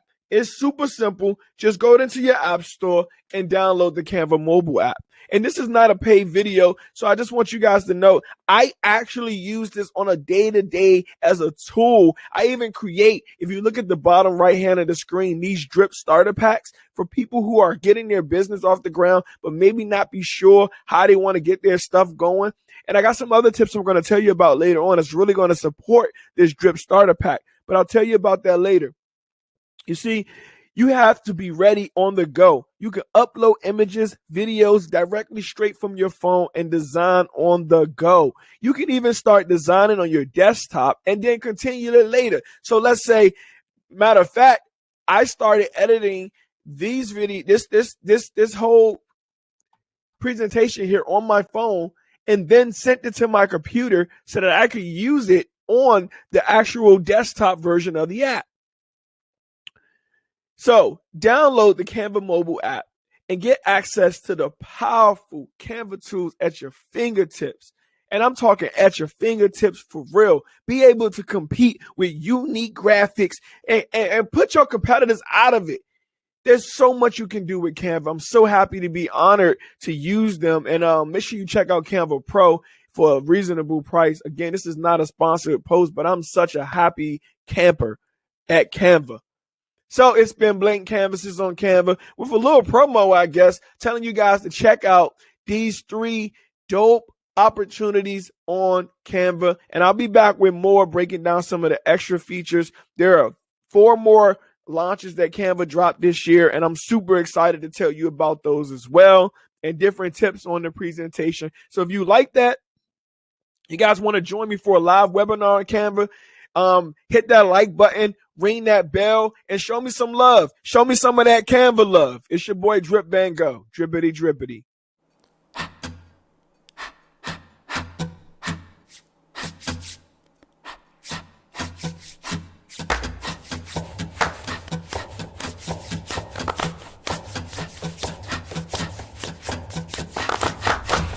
Musician. I don't need any music. I don't need you either! Shut up! Let me out. Let me out!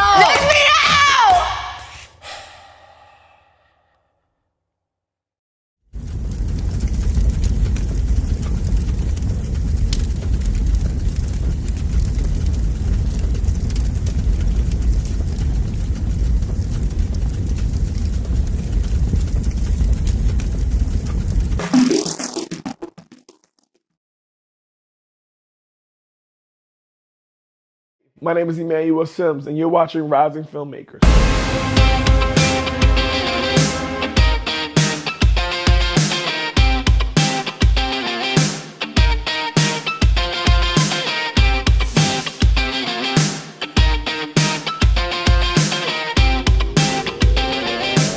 Welcome to the Rising Filmmaker series featuring Emmanuel Sims, MFA, here with us today. We're here to explore his passion for film and his journey to the big screen. I've always been fascinated by movies. As a kid, we would sit around as a family and we'd watch them over and over again. We had about 30 VHS and we just circulate them all over again as a family. And it really sparked something within me. And I knew then that I wanted to do more than just be a viewer. So I pursued my master's degree in film later on in life. And I realized that that was the missing piece of the puzzle that I've been waiting for. And it allows me to create on a different aspect. Making movies is like, it's for me, it's high level problem solving. It's like you got to get all these different pieces to make the picture look like the one on the box. So I really enjoy just the trial and error, just the learning curve of it, the persistence, having the grit you have to make it through with it. That's incredible. What has been your most rewarding experience as a filmmaker so far? Well, that's easy. Last year, I was able to be a line producer on my first feature film called Love Trap. And this movie starred Khalil Kain, who was in Tupac Shakur's Juice. And it was super exciting for me because I'm like, oh my God. Like, I used to watch him on Girlfriends and like, I'm like getting him water, you know what I'm saying? And we had like these really deep conversations. And like, he knew that I was on a deeper journey for manifestation. He could tell, based off the conversations that we were having. And I just went up and asked him, I'm like, yo, how do you tap in? And, we got into it and he was like, letting go. When you let go, you're able to really be into your character. And I was like, yo, oh my God. Like, but I literally was like watching him on TV and now I'm line producing a movie with him in it. So I can't say it gets no better than that. You know what I mean? Why do you think it's so important to have diverse voices represented in the film industry? I think it's very important to have every culture, background, or perspective represented in film. It gives people an opportunity to see themselves on screen. And it's these stories that I believe could spark the decision to actually make real change in the world. So we want to inspire these people, and I think representation is key. That is a great point. As you continue to make films, what message do you hope to spread? I want to inspire people with my films. I want to give them a sense of hope and optimism that if they really do try, that they can receive the outcome. I do believe that fear can come in so many different forms that we don't even notice that it's there. And in times, I want people to know that they can still make it even though they're afraid, even though they're not sure that the outcome's going to come out, but they still pursue it because everybody that's gotten past that next step knows that the further that you push, the more you find out you can do. So I just want to inspire people to do that. And hopefully we can spark a new generation of creatives. That sounds wonderful. Thank you. Finally, Mr. Emmanuel Sims, what would you say to any aspiring filmmakers out there, such as myself? I would say don't be afraid to take chances. Dive right into your goals. Some things will work out, some things won't, but you'll never know what you can do until you try. So just get creative. Don't worry about all the details right now. Just get started and just chase your dreams, and I believe in you. And I'm proud of you right now for even just getting closer to this step. The fact that you're viewing me now, it says that you really want to further pursue your career and you're trying to get to another place in your life. And I just believe that you can get there. And I'm here to support you because you're no longer doing this alone. Welcome to the community. We'd like to thank Emmanuel for joining us because we are about out of time. It was an absolute pleasure having him here with us today. It was great to know more about him and his passion for film. We'll see you with the next rising filmmaker. Thanks for watching. And thank you guys for having me so much on your platform.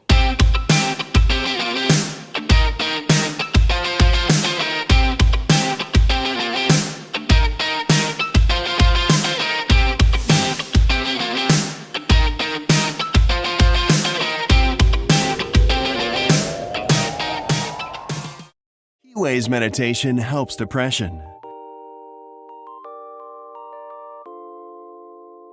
350 million people globally have some form of depression. In 2015, about 16.1 million U.S. adults had at least one major depressive episode in the past year. 11% of adolescents have a depressive disorder by age 18. Women are 70% more likely than men to have depression, and about 12 million women in the United States experience clinical depression each year. Depression is a mental health diagnosis where specific symptoms accompany a general feeling of sadness that lasts at least 2 weeks or longer. Antidepressant medications can help with many forms of depression, but adding complementary options to help promote recovery and improve quality of life is a smart plan, and one of the best natural therapeutic options is meditation. A study conducted by the University of Montreal found that meditation offers you the opportunity to naturally boost levels of serotonin. In 1996, a University of Washington study found that the hippocampus was incredibly underdeveloped in individuals suffering from depression, and that damage was more severe in those with prolonged depression. Thankfully, this damage isn't permanent, and meditation helps revive the hippocampus to help treat and even prevent depression. The fight or flight stress response triggers the amygdala region of the brain, causing it to become overheated and flood the body with hormones that can damage mental health. A study conducted by Harvard found that meditation not only helps you learn to control the triggering of the fight or flight stress response, but it also improves the health of the amygdala.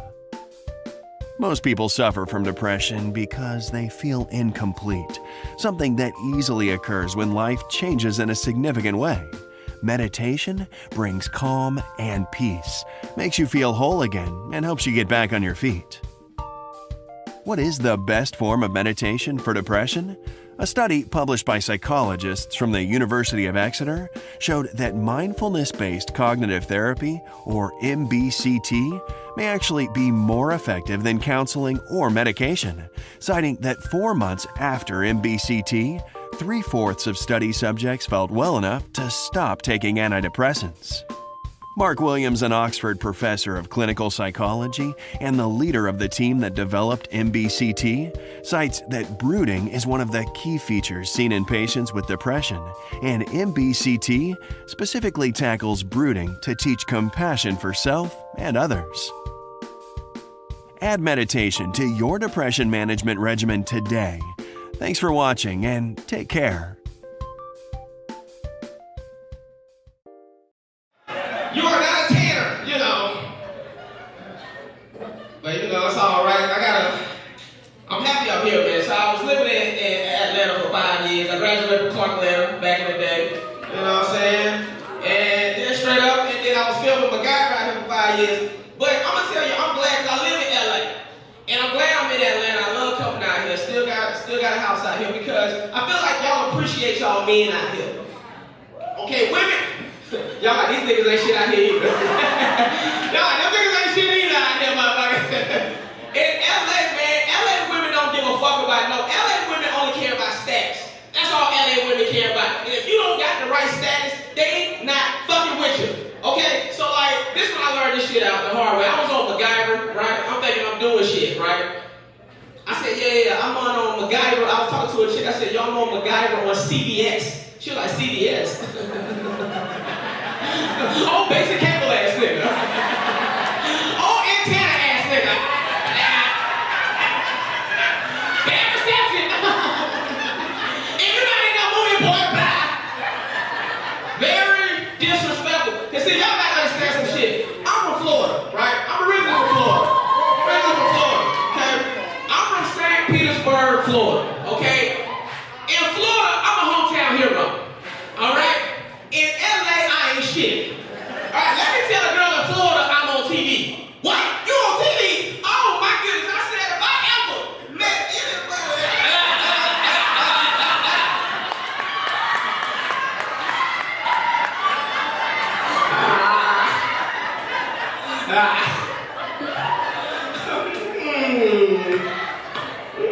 You taste like a Capricorn. Know what I'm saying? They give me some respect. I'm gonna tell y'all some other shit about me. I was the star of Rush Hour, the TV series. Y'all didn't even know they made a Rush Hour TV series, did y'all? I know some bullshit. Some bullshit, y'all. I was the star of Rush Hour, the TV series. So listen, I went from Rush Hour to MacGyver, right? I was on CBS for the last 6 years. I'm gonna be real with y'all. I did not become a multi-millionaire. I did not. However, I did become a multi-thousandaire. That's right. Hey, you gotta take the wins where you can get them. You gotta take the wins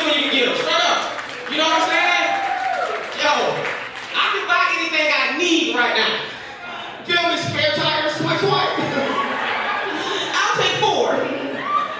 When you a multi-thousand, you can do some cool shit. Like I was able to fly my whole family out to Hawaii on vacation. Some cool shit to do when you're family, right? You know what I'm saying? I'm flying first class. They flying a coach. But we got there, right? And we stayed at this beautiful resort. We stayed at the Kahala Resort. And at this resort, you can swim with dolphins. So my daughter was 4 every time. She's like, Daddy, I want to swim with the dolphins. I'm like, baby, whatever you want, you got.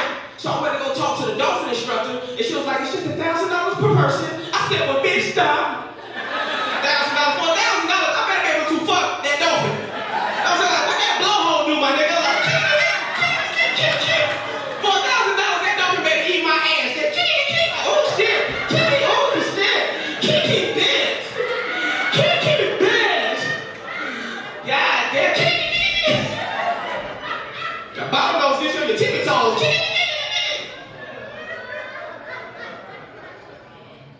That wasn't even the dolphin making that noise, that was me. Damn, Flipper.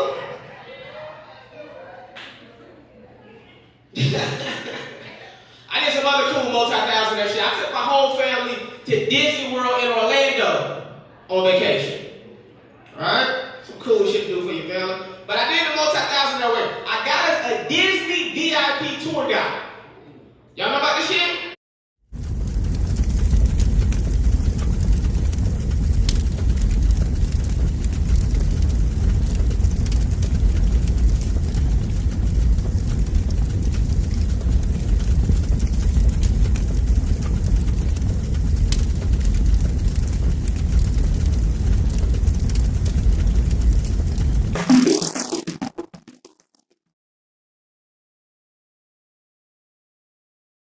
I think that's very powerful because in the film there's always limits, but then, right, there's innovation, right? So when I was in China, I learned that there was a limit on cars.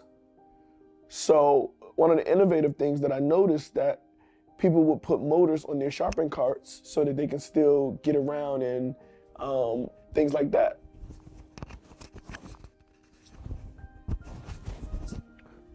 Sorry. And people can still get around and, not have to just push the carts, but have a little motorized push with it. And I thought that was super innovative. I learned that in China, the way they keep their GDP up is that they keep the cycle flowing, basically. So if they keep the carpenter building, they keep the masonry making the cements or however it works. I may be getting all of this stuff wrong because I honestly got a C in those courses. I started skipping school and being an entrepreneur while I was in China. So whoever came up with these questions, really good questions. But yes, no, I really did learn that as long as you keep the cycle going, as long as you keep oiling the well, as long as you keep working at it, everybody will be able to work. And in film, everybody has an opportunity to work. From pre-production, from idea to post-production and screening and wherever you go with your film, there's an opportunity for everybody in every skill, from sign language to artists who draw paper, to people who do paper mache, to people who style rooms, to people who make music, to people who just, play music. There's so many opportunities for everybody in the industry to work together from every form of art and create this masterpiece. And the more that you work with, the more that you can add and invest into this creative piece. So that's what I learned when I was in China. It's like, when there's limitations, just get innovative. When there's limitations, make innovations. I'm trying to make something round, but whatever. But it's like just keep working, keep redoing, keep the cycle going. And when there's limitations, have innovations. And that's how my Chinese history and economics play into my film directing for this. I'm innovative. It's gonna work out. That's a good twist after the tears. Thank you, guys. there's a couple of trigger warnings, right? There's the whole Hinton Daily. There's dark humor. I wouldn't say that it appeals to a wide audience. It's totally niche. People who've been through stuff, you know, some people find humor in healing. One of their techniques in counseling is humor. It's not like a technique, but it's like a skill that you can add in a session to make, you know, the session go well. It's like you don't got beating a stick up the butt. You know, you can actually laugh and joke with your clients, and y'all can build rapport and, you know, help them get through what they're going through. So there's a lot of dark humor. There's a lot of edgy humor. I wouldn't say that I made it relatable to all audiences, but if you've ever been through something and you've ever been on that edge, I made it for you. And it's gonna be okay. And I love you. So when I first released it, I did get a lot of good feedback. Now there was a lot of, like from my film students and film people, there was a lot of, hey man, you could have did this a little bit better. I'm like, yeah, you know, it's a good movie. Yeah, it could be done better, but how do I make it better? And I needed money. So thank you guys to all my donors. First of all, I want to say thank you to all my executive producers. Thank you to all my associate producers. Thank you to all my assistant producers. Thank you to all my special thanks guys. Thank you guys for sitting. I'm toxic for no reason. I sit and I drown. You should try grounded. And You ever did that time seems before? to fly. No fight in a fight. The demons that surround me A now. lot of times we get lost in our head. I'm And let sad me for tell no you this. reason. Ruminating thoughts My hurt heart made like of stone. The bones they are weak. My tears they are scary. And darkness consumes me now. I'm too far gone to reconcile my haunted past.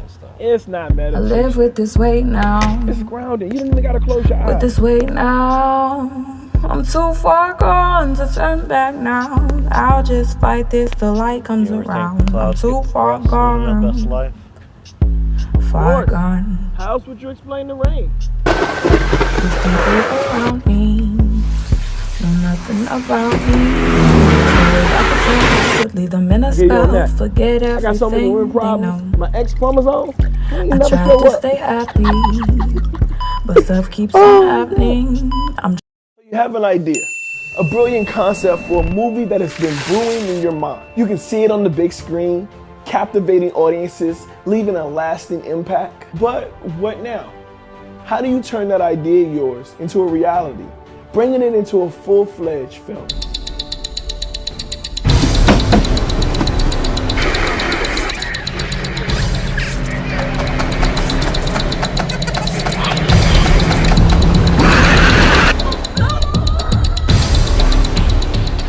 Crazy looking chick on the screen.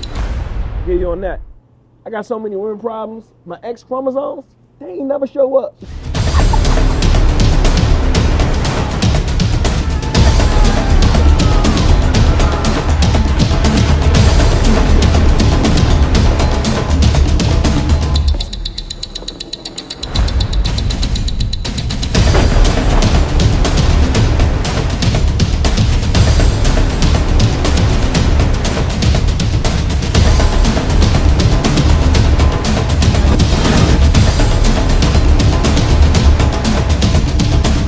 That's where we come in.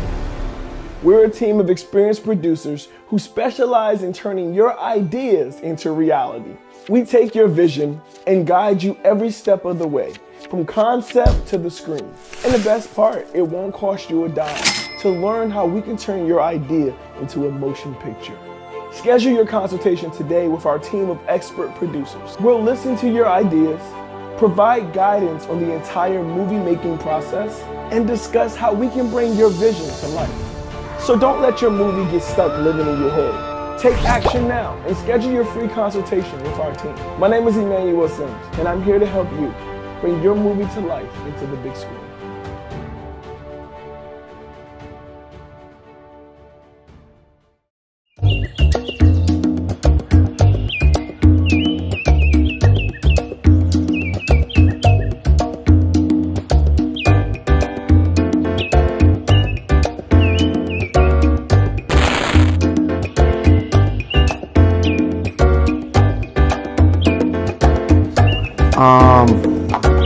My purpose.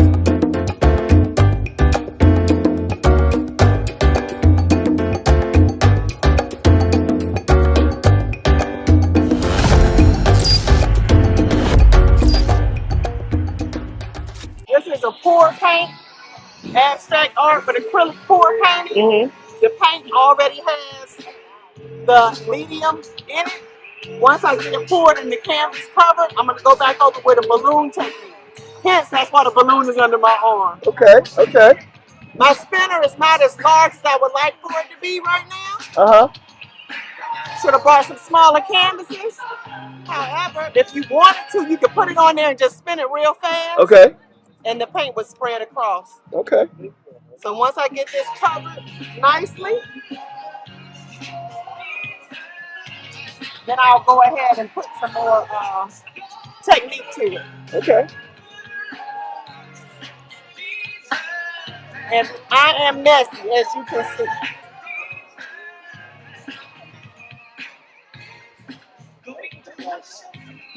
Now, what I normally do not do is I usually don't go over it with a paintbrush because I like for the paint to settle on its own. So you'll see me filling in the gaps a little bit, right? So the paint will go all the way to the edge of the canvas. Got it. Got it. Not show any white anywhere. All right, so once I get everything covered where you do not see any white, then I'll start using the balloon technique. And to be fair, so that I'm not just throwing paint away, give me 1 second.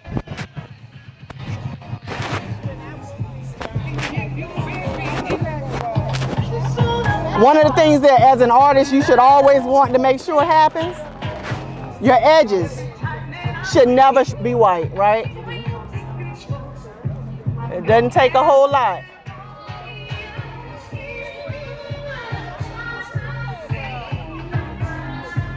Let me lock you in, man.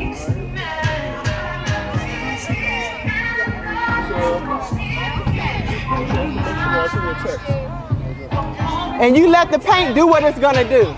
So clearly this is probably as thin of a layer as it's gonna get for this one. Because as you saw before I put it back down, it wasn't really flowing anymore. Right. All right, now for the balloon technique.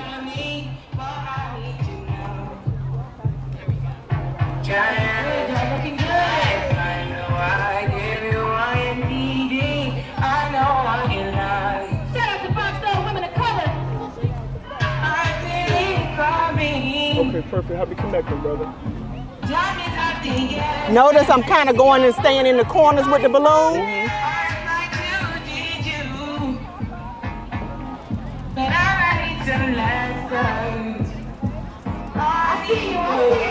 That's just for aesthetics. Give it some design, right?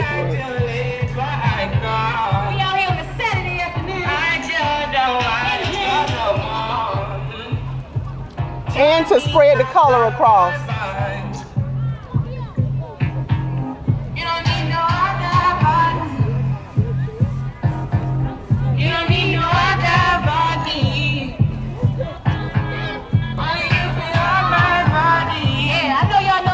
All right, almost done.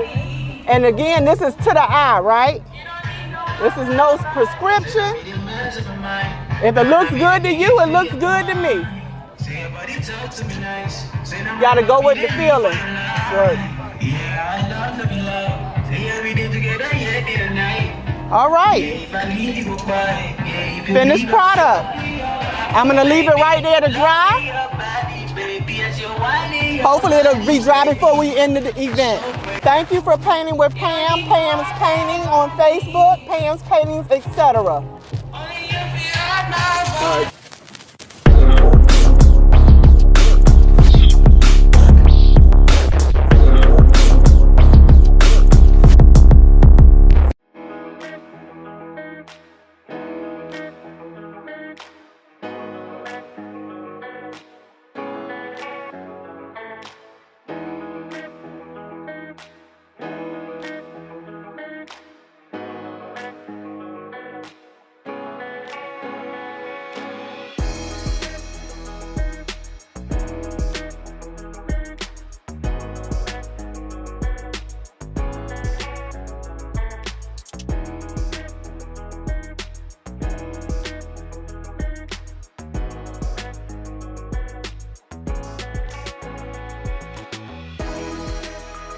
Hi, my name is Juan Lee. I'm a transformational speaker, thought leader in the power of love, and author of Love Made Simple, the guide to inner peace, contentment, and success. I'm also the founder and executive director of Clear Journey, where we demonstrate the practical applications of love. Love Made Simple. It was basically my journey that was basically having to do with my struggles in life. From a young perspective, when I was 17 years old, I felt really hopeless. I didn't have any desire. I mean, I had nothing. I graduated from high school, but I didn't feel prepared for life. I didn't have a guide. I didn't know what this thing called life was all about. And I went on this journey, and it really allowed me to begin to understand the system of life. And it was love. That's it. And that's the short version of it. But it basically began to show me that everything in this life has a system, and love for humanity is the system of love. It's just like for myself, it's a journey. And what I've attempted to do is to shorten that journey to make it clear so that as you navigate this experience called life, you will have the tools necessary to be able to live a fulfilling life. And that love is the system that allows us to navigate this experience called life in a manner in which we can reach our goals, gain our potential, reach our potential, and gain fulfillment in this life. And how do you get it? By understanding the attitudes of love. When you're able to demonstrate those attitudes of love and realize that we're in this experience called life together, collectively, as human beings, we begin to exercise and demonstrate it to one another that we become one, that what this experience is all about. We're able to reach all of our goals together. That really was the source of the real core of understanding what love is. I grew up in the religion and was Christian. I'm a Christian, still a Christian. And it really began to take love and put it into a corner. And it began to determine that love was exclusive instead of inclusive. And that was when I began to understand that love was universal and not just intentional. It just a thing that was very much exclusive to just a few, but it was inclusive to everybody. And it was that power that we all as humans were able to unite and come together instead of being divided. And so in that chapter, there is no right or wrong. It doesn't matter what your personal beliefs are. It's about what we all have in common, and what we have in common is humanity. Denying yourself has to do with being disciplined. Being disciplined.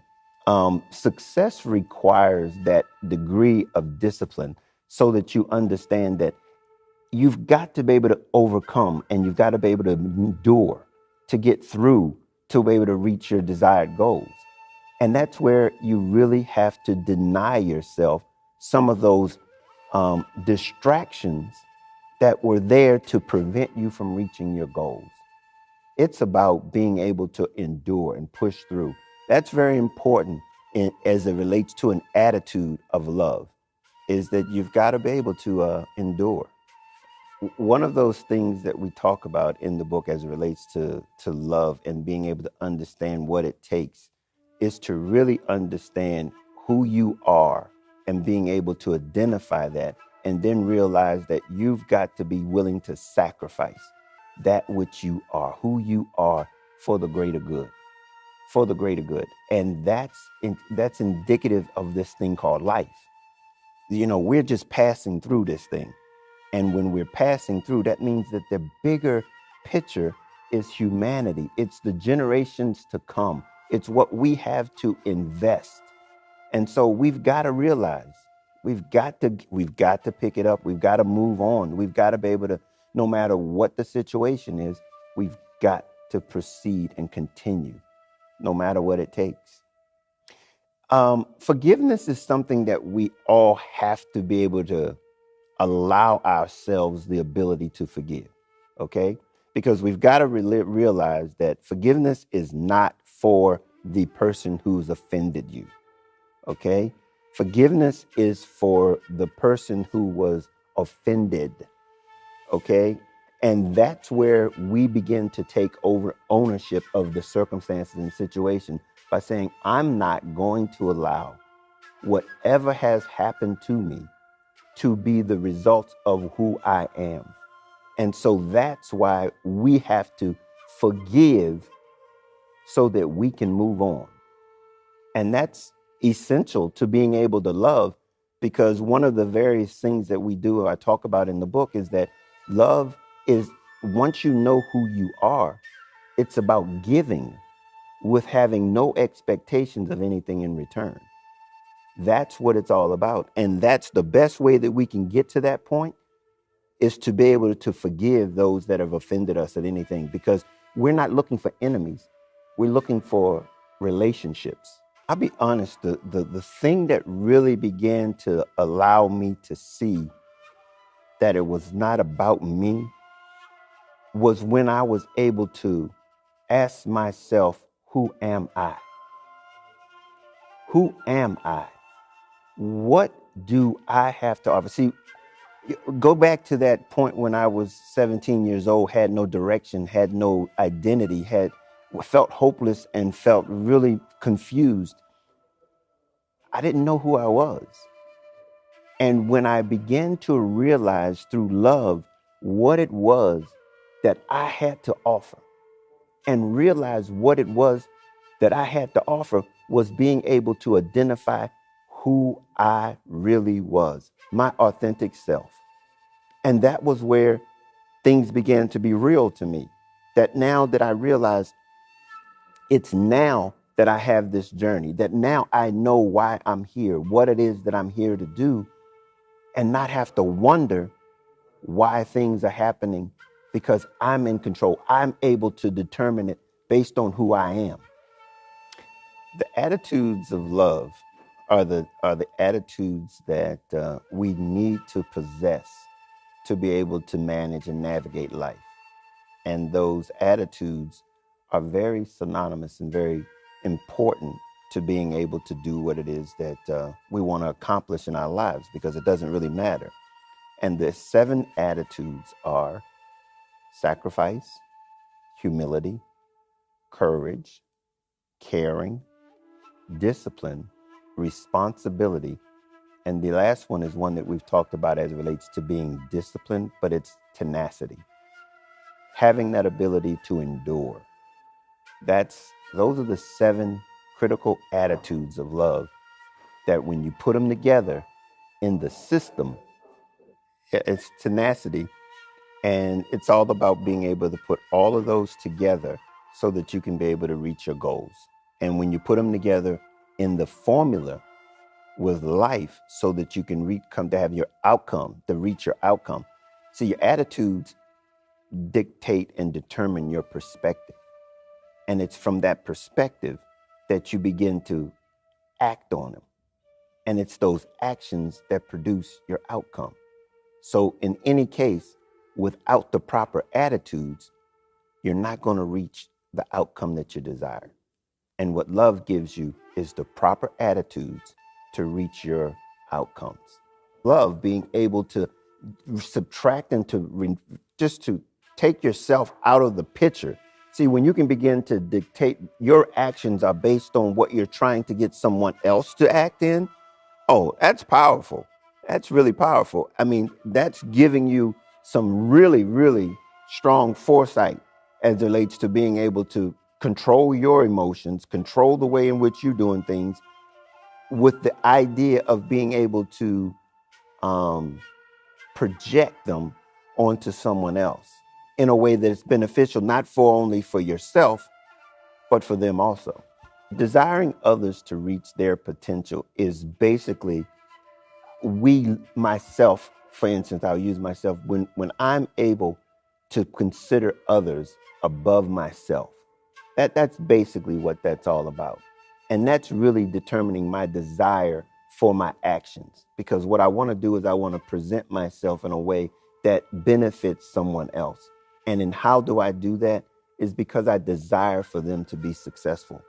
And that's the gist of it, because it brings me fulfillment. Intent is very important. I think that's something that a lot of us don't realize, that it's important to be intentional, because you have to begin to identify what it is that you're trying to accomplish. See, it's just not things that are going to happen. And I think many times we realize and we think that things just happen. No, things get put into a process. They begin to move in a particular direction based on our decision making. And it's as though we had nothing to do with it, but we had everything to do with it. We had everything to do with it. And we don't realize that. And so as we begin to look at outcomes, we can't point the finger. We have to be able to understand that these outcomes, we had as much to do with them as anyone else by putting ourselves in a place for that outcome to occur. Here's the thing about love. Love, to implement those 7 attitudes that I talk about, the ability to know when to implement those is a great deal of the challenge, because in a lot of cases, it's going to be very uncomfortable. And so it's the ability to be able to endure through that uncomfortableness, that difficult time, to know that the benefit outweighs that particular type of discomfort. So it works. It's not easy. My book, Love Made Simple, is exactly that. It's information so that you understand, and you clearly understand what it is that you're having to do, but you have to choose to do it. You have to choose to do it. You cannot assume that it's going to just happen. You've got to put the work in. And so I can't stress that enough. It's not easy, but it works. Standing up to the challenge is that third attitude that you need, and that is to be courageous. That ability to stand in the midst of any type of opposition. It's that ability to know that what you're doing is exactly what it is that you need to be doing, irrespective of what the circumstances are. You know, you're going to always have resistance, but to know that you have to be able to stand in the midst of it is going to give you all of the confidence to succeed as time comes on, as things come on, and as you begin to find new challenges, because life is full of challenges. And that's what it is. You've got to be willing to stand in that time when the opposition comes. Resistance is anything that opposes you. Anything that opposes you. Now, to be able to put it into perspective is to understand, and let's put it into a little sports analogy. If you have 2 teams, you have an opponent, and you have to oppose that person. That team has to oppose you. That's exactly what it means to be an opponent. You have these, they're opposites, they're working against each other, and you have to be able to endure the opposition. Here's the thing. Failure only occurs when one stops. If you never quit, you can never be considered a failure. Just outlast the enemy. Just outlast them. You'll win every time. That's the power of love. knowing, having the attitude necessary to endure, to outlast your enemy. That's a daily operation. No matter what the challenges are, you just outlast it. That's one of the very first components of love, is what I like to call self-awareness. When love begins to ask us to do this one thing, and that is show me me. Show me me. Allow me to see where I am and how I need to show up so that I can be my best self. And that's not always easy. That means that you've got to go in and do some work. You've got to go in and find the things that you don't like about yourself and be honest, brutally honest about that. And in many cases, it's going to turn over some things that you've been suppressing for some time. And so when I say, it's not easy, this is exactly the thing that I'm talking about. Love made simple, but it means that you got to get in there to do the work. And here's the thing, know that you need to go in and do that work so that you can be your best self. One of the things that I like to stress is that we all have weaknesses.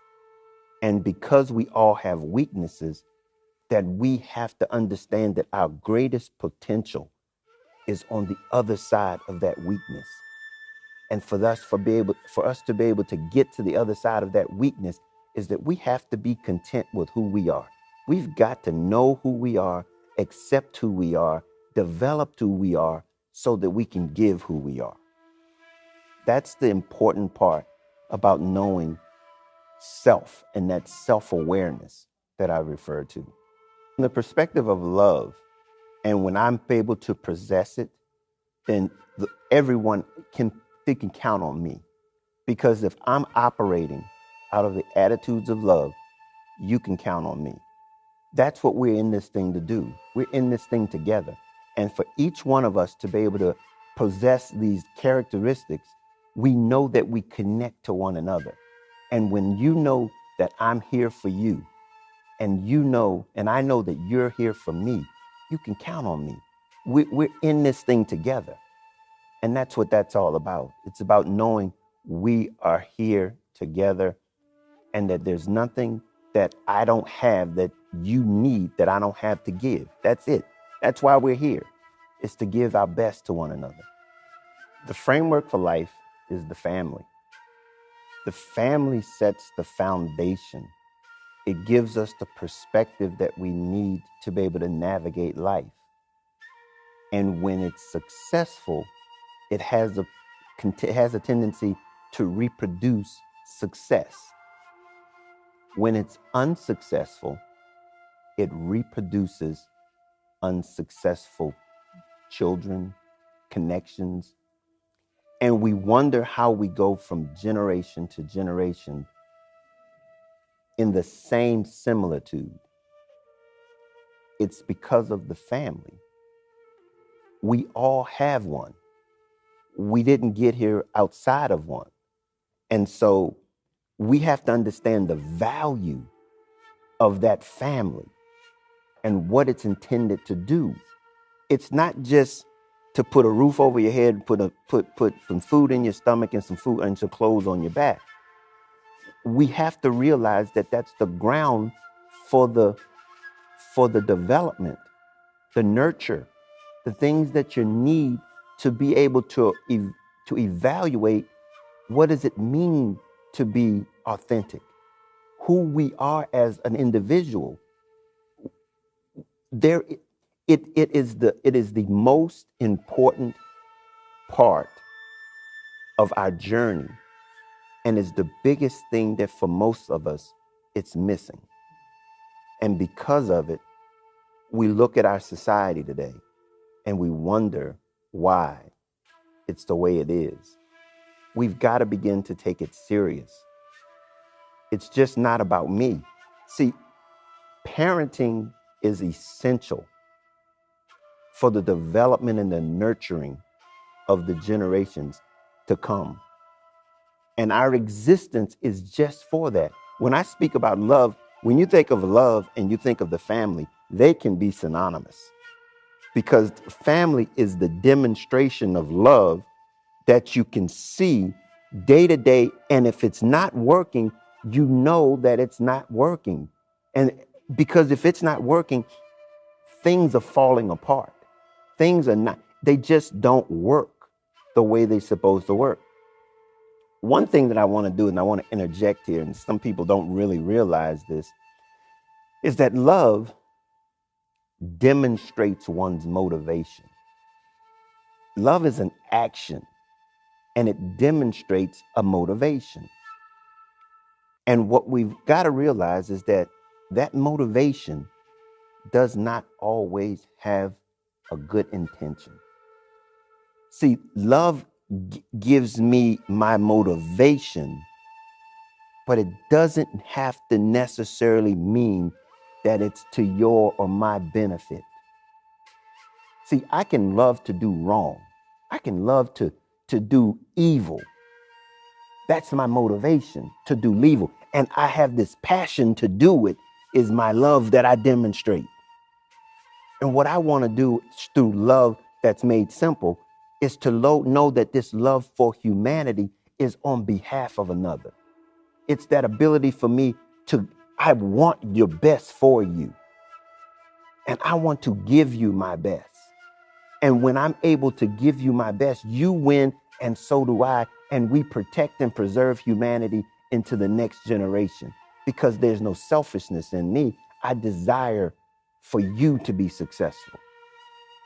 So that's very important, that we understand that love has so many misconceptions, so many confusing components, because we've allowed people to use it in ways that is selfish in nature. I don't know if you've ever heard, I know you probably have, Michael Jackson's song, The Man in the Mirror. And he talked about, I remember that selfish kind of love. See, those are the things that we've been learning and growing. And he was saying, if you really want to make a difference, you start with the man in the mirror. And that's what love starts with, is making those changes so that you can make a difference into someone else's life. And that's what this connection, this love is all about. It's to connect us one together so that we can be successful. And so it's easier to follow in the footsteps of the foundation that's laid than to break out and rank and to pave your own path. That's true. At the same time, what Love Made Simple is about is understanding you have the right to pave your own, to blaze your own course. You have your right to blaze your own course. And that's essential to understand. It's easy to keep following in the direction that you've been going in, but it takes work and strength to blaze your own path. In the land of the free, have an opportunity to blaze your own path. What about America? What about America? What about America is, it's taken from the perspective of the challenges that we have in America, racial tension that we have in America, and that no matter what side of that coin you're on, that we've all got to make a change. We've all got to make a change. We cannot continue to be the oppressor and the victim. It's just not going to work. If I've been oppressed all my life, I have a history with being oppressed. If I've been an oppressor all my life, I have a history with being an oppressor. And in either case, no one can say that there's anything that I can't make it through what I've been through, because I have. It's been there for, however difficult it might have been, we made it through. On either side, however grandiose it was, they made it through to this point. And I can't hold those that were grandiose at fault for those who had it difficult to go through as much as it was as I'm complaining for those who had it difficult to go through because I had it grandiosely.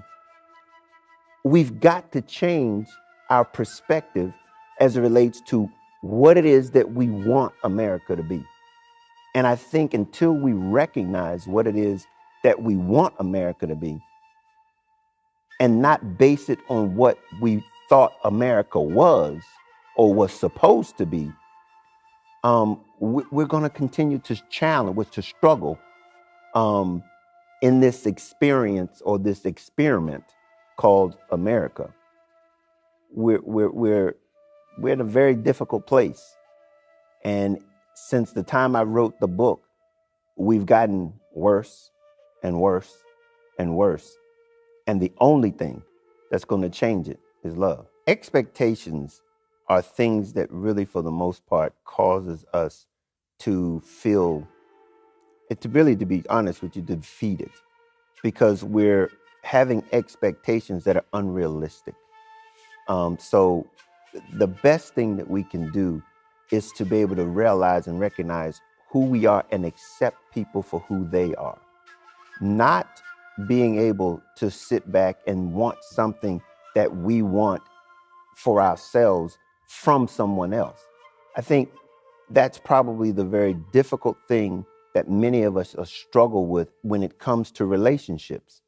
When we have preconceived expectations without the other one's knowledge or understanding that you have them. And so we've got to learn to realize that, hey, no, we've got to be able to look and see, and what we see is what's real. That is what it is. And we can't make anybody or change anybody to be anything other than what they present. That's what unrealistic expectations will leave you disappointed and alone. Well, that's it. There is no need to quit or surrender. I mean, again, we have to realize that this life experience is temporary. And I'm in it to win it from the beginning to the end. And we've got to understand that what we're here to do is to invest into humanity for the ability to preserve and protect it for the next generation. So I can't give up. I'm in it to win it and to stay until it's over. I can't say that enough. We've got to be able to have that ability to want to never give up. We can't give up. We give up. Remember, you don't fail until you quit, till you stop. If you never quit or stop, you never fail. Would I ever run for president? Would I ever run for president? I would really never, ever run for president. It's political. And the thing about it is that I think that one of the bigger reasons that oversight and politics, it perpetuates division. And until we recognize that that's what's happening and realize that, okay, governance is a business. It's a business, governance. And politics is what they use to call it, to persuade engagement into this business. And it's about power. And if we, the people, aren't engaged in it, that's all they want to do, is to divide us so that they can take the least amount of us and control all of us. We will to do it, okay? That's what it's about. We will to do this. We allow people to govern for us because we, the people, are what we've aligned ourselves with.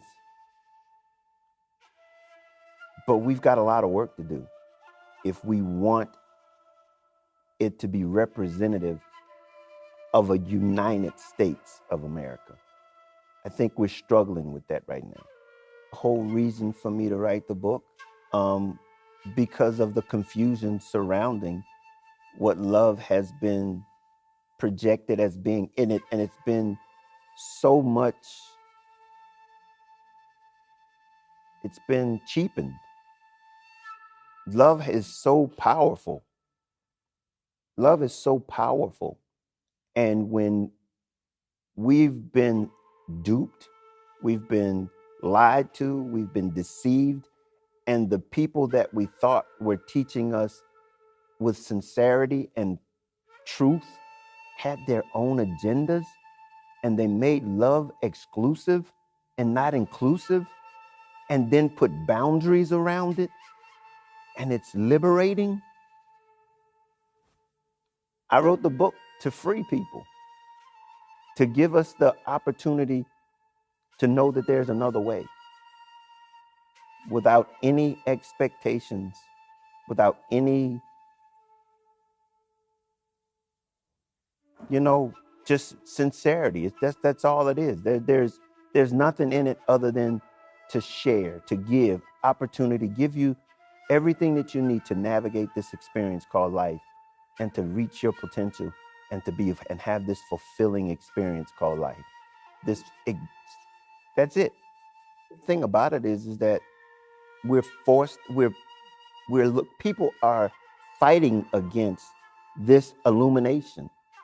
They're fighting against it because it seems like it's like outside of the box. And so I'm really beginning to say, hey, there's another option here. And it starts with your attitude. You have the power to change the way you view this experience called life. You control it. And people realize that no one has to be in control of this experience that you have. And so I just hope that people are able to experience something new and live a life that really depicts who they personally are. Each and every one of us are unique. We are an original, never to be created again, to be invested into humanity for eternity. You ever seen The Matrix? Mm-hmm. We all are the one. Mm-hmm. And I was sitting there looking at you, and I'm like, well, he's the one. Mm-hmm. But I'm like, yo, we all the one. But you're the one. Yeah, it's the fact of the matter is that we all are the one, and we all have that uniqueness that we all need. Each and every one of us need each other. The truth is in the light. Yeah, literally. Tell us. Literally. Hey, that saying, that chapter came from something my dad used to always say. And he used to always say, the truth is in the light. And it's really basically that simple. It's what you present. So what you present. People see you, and that's who you are. And it's nothing that you can say that can change your actions. Your actions speak volumes. This is something I like to share with parents specifically, because, parents have the tendency to say what they should do, what children should do, but their actions contradict what it is they say they should do. My dad was always one to say, do what I say, not what I do. I love my dad. But is that the example that we want to nurture, foster? See, our character means everything, and that's the only thing that no one can take from us. And when we begin to look to our parents, and that is an inconsistency there with what you're saying and what they're doing, that says that it's okay for me to have that same type of character. We have to do better. I say, we talked about the family earlier, and this is a critical part when I'm getting ready to share something that I haven't shared before. And it's it's meant only to begin to make us aware. And that is that to be a parent, you don't have to be parental. To be parental, you don't have to be a parent. But if you are a parent, you should be parental. And that's that nurturing, that example, that demonstration that they need to be able to develop into who they can and should become. And when the family is broken and you have someone who is not a parent that is being parental, they are demonstrating to that child what it is that they are needing, giving them as much as they can, but it's nothing like what the parent that is operating in that parental position can ever give them. And parents have to realize that. There's something that's going on right now, and they're talking about co-parenting. I had a young man tell me that he grew up in that co-parenting environment. And he was like, I love my parents. They did the very best that they could do, and I love them. They treated me, they did all they could. But the fact that we weren't together, I didn't like that. It's not what I needed. It's not what I wanted. But the child didn't have a say in it. And now it's become a norm that they have this statement of being co-parenting. And until we realize that that's unacceptable, if we want to be parents and understand what it means to be parents, it's a full-time job. It's not I get you on Friday and I have him on Sunday. No, it's the ability for the child to see the example of mom and dad being together. And guess what? Working it out. Working it out. It's just not because I'm here, I'm doing what I'm paying for, I'm taking care. It's not what the child needs. That attitude of love, we have to realize and take on the responsibility that that child is my responsibility. It's at every place. It's when I'm walking down the street, when we're going to the ball game, when we're at church, when we're going to the grocery store. It's learning at all situations. That's life. That's what it means to nurture. It's just not to go, okay, I pick you up.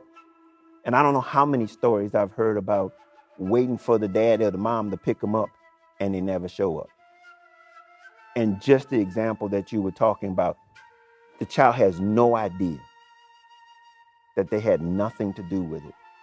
And it is affecting them year after year after year. And this really goes back to the thing that we were talking about when we talk about self-awareness, when we talk about having to do the work, that you get to be 20 and 30 and 35 and 40 years old, and you realize your own self-worth is based on the fact of sitting on the curb waiting for someone to come pick you up, and they not showing up.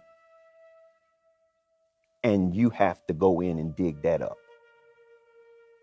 That's the work. The work is. We've got to stop that work. It's not. I think recognizing the fact that you need to be able to get that self-awareness, to understand that no matter where you are in this experience, you can be fulfilled. You can be fulfilled. You've just got to pick up the mantle, pick it up, and decide that I'm going to demonstrate these attitudes in my life, regardless as to what it's going to cost me. regardless as to what it's going to cost me. See, that's the point that we've been failing to say. We don't want to pay the cost. And until we decide to pay the cost for the next generation, that's what that investment is. See, no matter where you are, if you come to the realization and say, look, I missed it, I'm going to make it better for the next generation. I'm going to make it better for the next generation. I'm going to invest this, me, myself, into humanity so that the next generation gets it. You asked me earlier if I had any children. No. This is my legacy.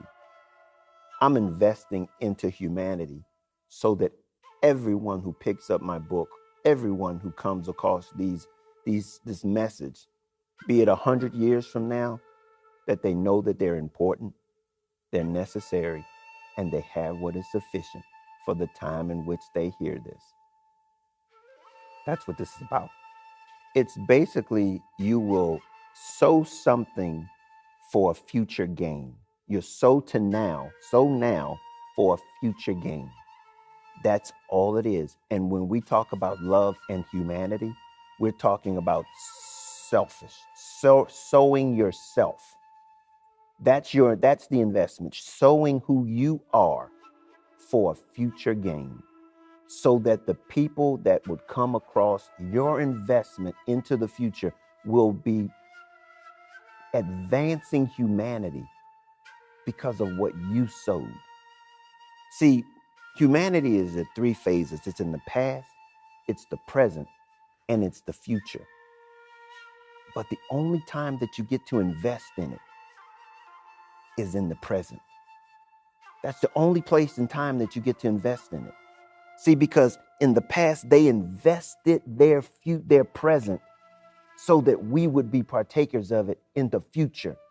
And now we're taking this present time that is going to be the past into the future, so that they will be able to look at the past and say they invested into us so that we could grow, develop, and mature, and to preserve and protect humanity into the future. It's a circle. We all are in it, and it's just a temporary time called the present.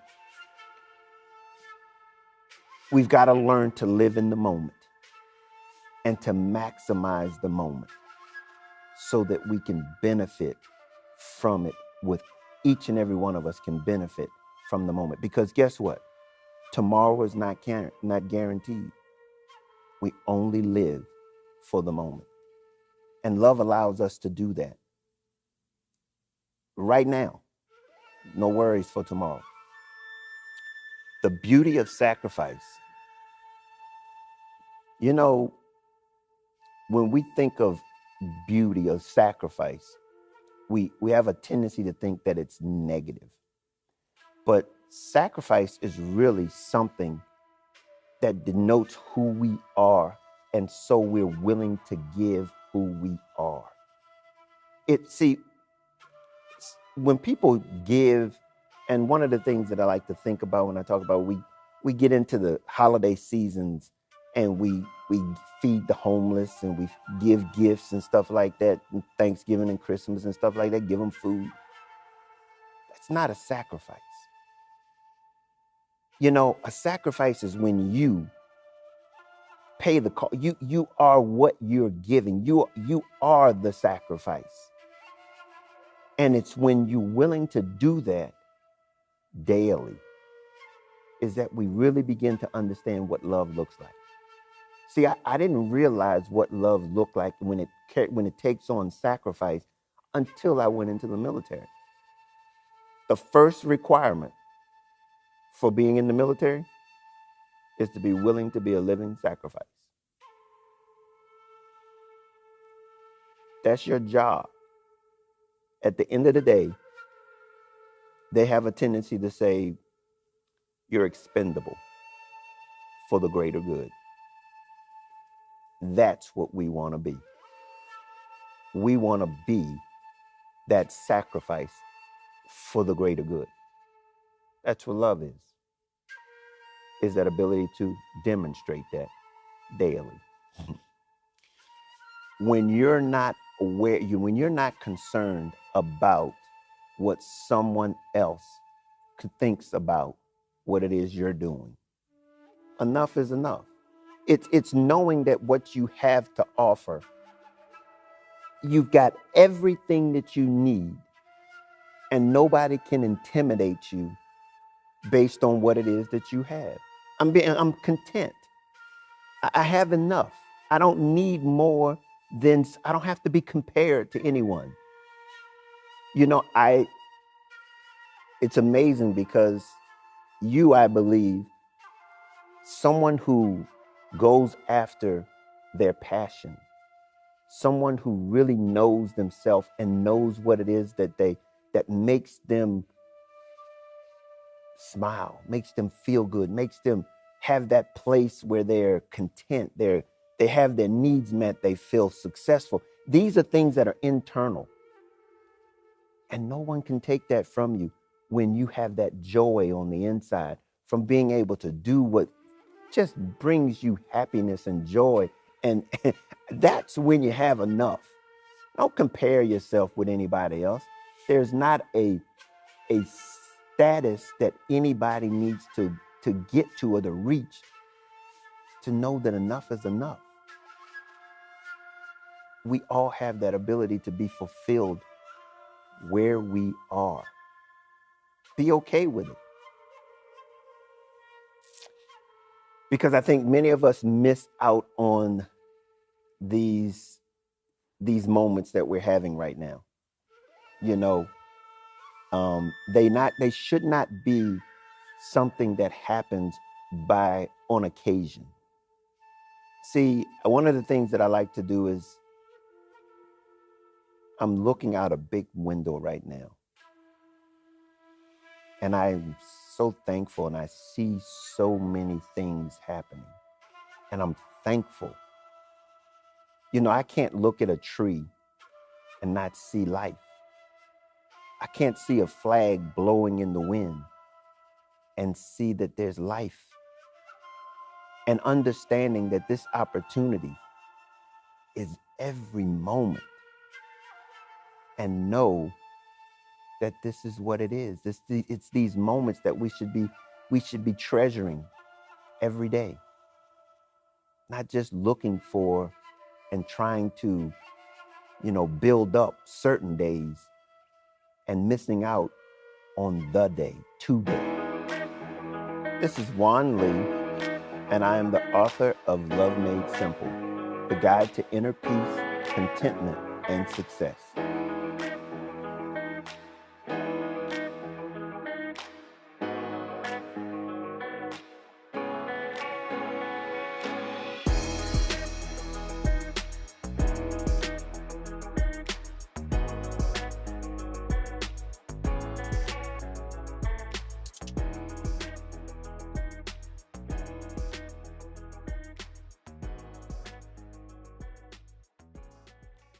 You gotta realize a lot of us 30 and 40 years old haven't been willing to get our feet wet yet.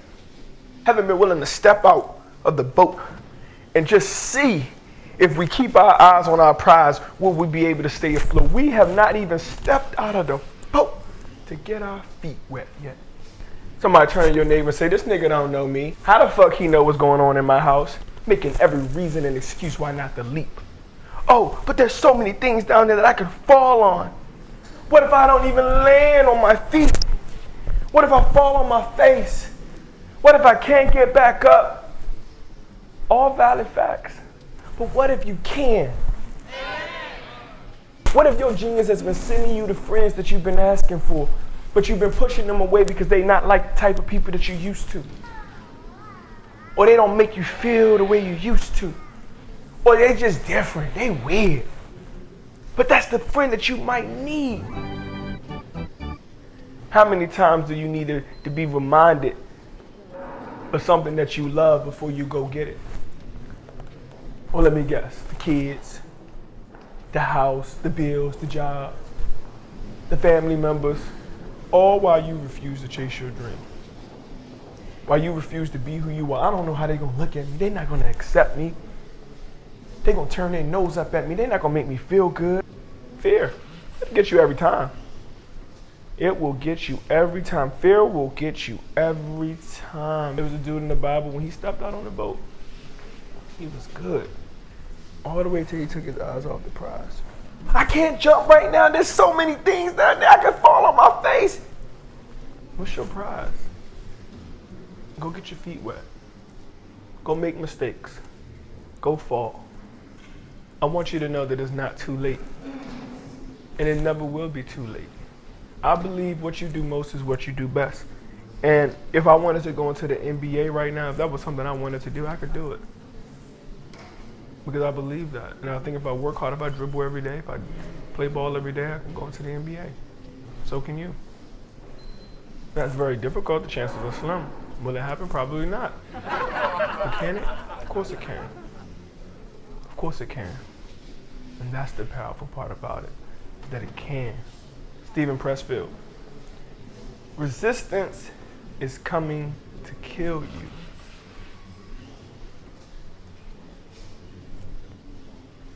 Peace. For all the people who eat plant-based stuff, I don't want to offend you and call you by the wrong name. And then you're like, oh no, I'm not classified as a... So, this one's for you. Come back to the Struggle Cook Show. Welcome back to the Struggle Cook Show. Struggle meal. Yeah. Struggle meal. Yeah. You're now tuned into Overtyme TV, and this is Struggle Meals. What's up, guys, and welcome back to another episode of Struggle Meals. Today, we're going to be doing Beyond Meat, Beyond Sausage, plant-based sausage. It's made by Brats. So we're going to dive in and see how it is. So first we're going to do is, oh shoot, put that back. First thing we're going to do is crack these open, get some fire in the pan,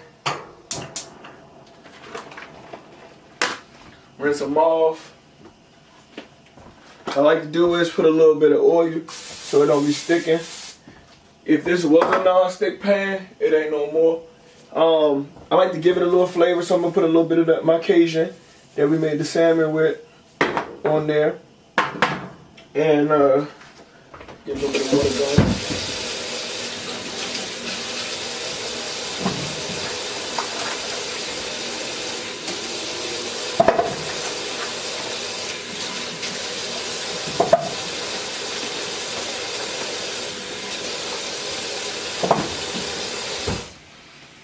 Now, there's a couple of ways that we could probably go with these.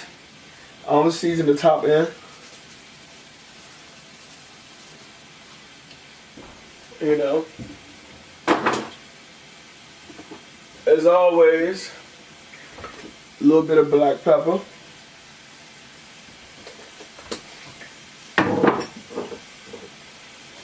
Some oregano.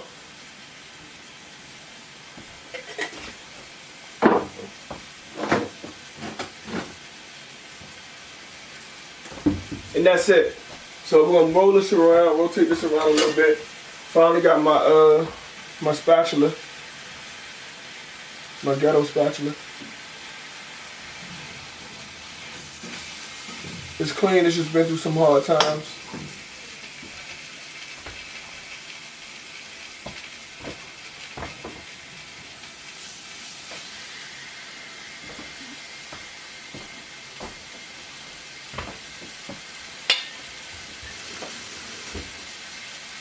You can do, add a little water so I get a little steam around it. And if I can find one of those clear lid things, I'll be fine. I can never find these joints. Jesus Christ. Bro, why don't we ever just keep this shit? Okay, let me think. Oh, shoot. Boom.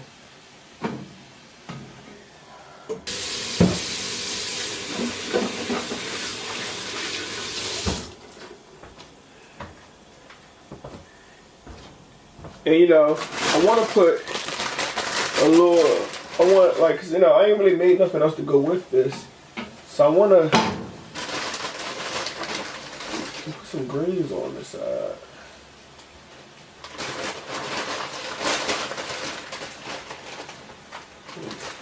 Just gonna cover that with some greens.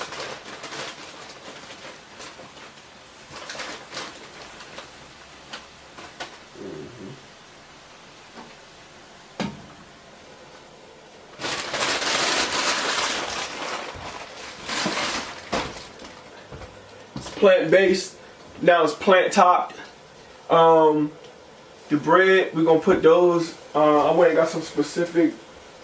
We got some hot dog buns, but I got some specific potato buns for this episode. These joints right here from Giant Potato Hot Dog Rolls.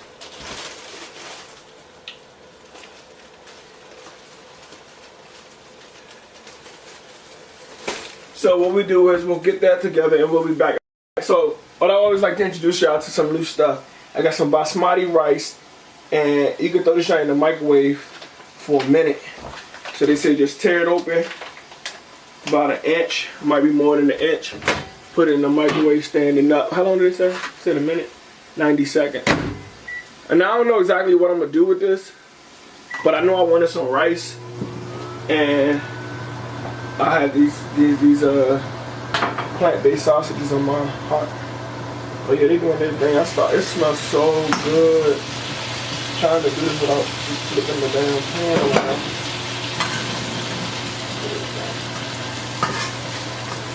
Welcome back to the Struggle Cook Show. Struggle meal.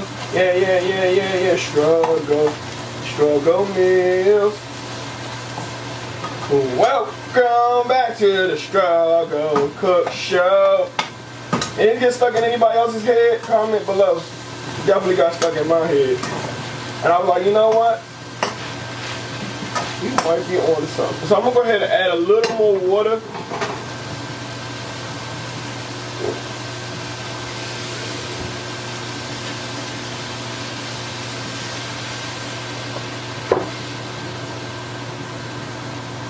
And since I didn't get a chance to season the kale at all, just put a little sprinkle of salt. I don't know where my new salt at.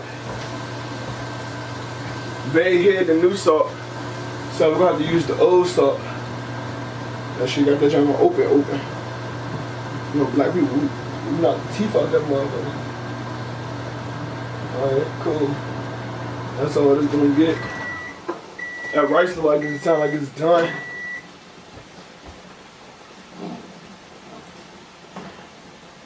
Okay, put that back on there.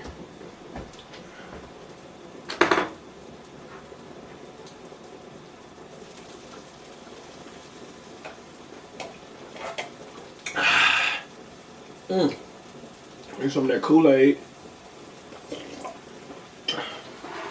What flavor? Great. Ooh. Wasn't ready yet. But yeah. So, probably gonna take this kale out real quick.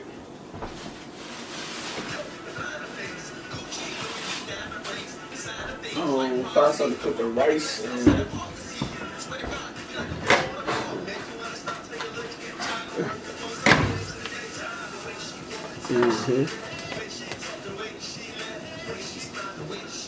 Let's see if I can put the spoon on the back burner. Oh, you see what I did there? The back burner.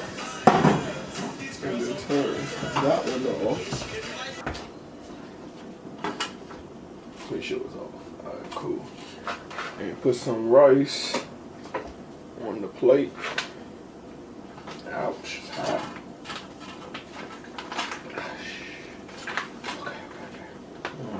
You want some rice? So yeah. No, I'm just asking. Huh? Alright. Oh shit.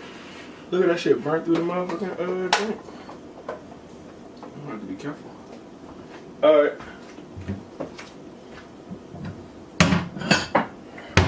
So got the rice on there. I'll just take some of this and put it in this bowl.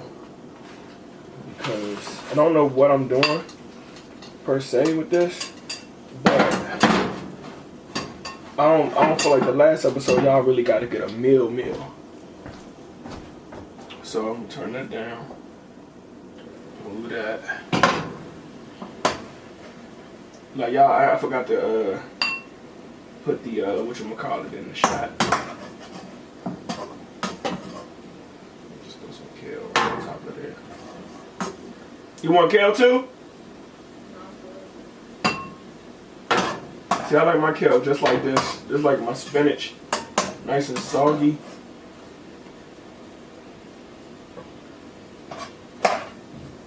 Alright, so the kale is ready.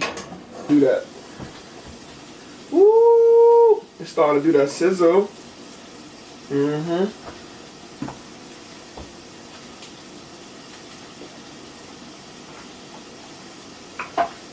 Alright, so right now, let me see the little thing. What the little thing?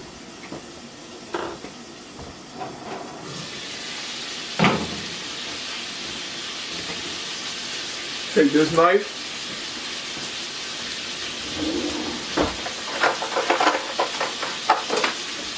And this baby fork.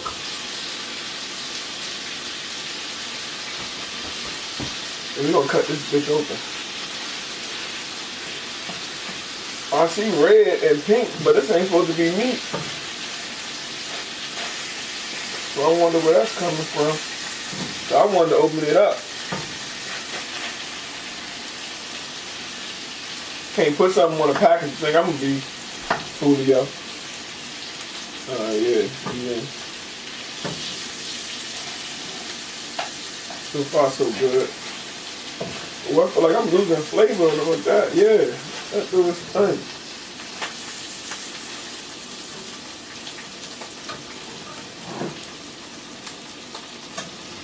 Let's get a little taste of that. Let me see. That's that size right. A little bit of that. Don't mind if I do. Oh yeah. Yeah.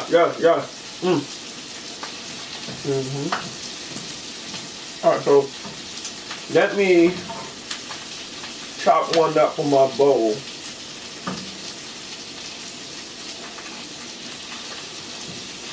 It's hot.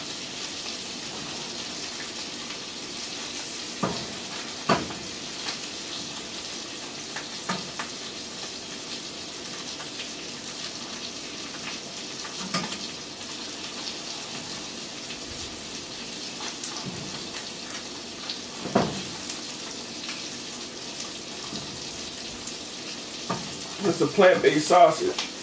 Oh yeah, let me try this one.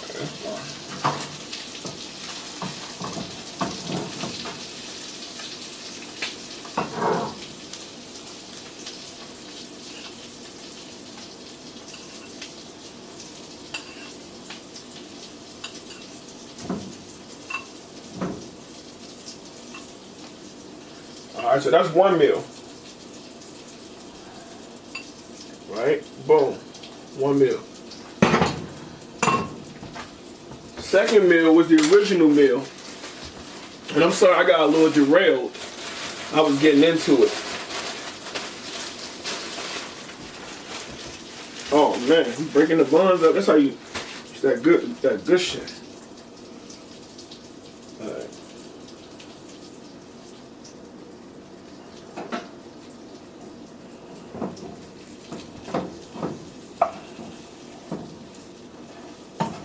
In there. Some more, what you call it? More butter.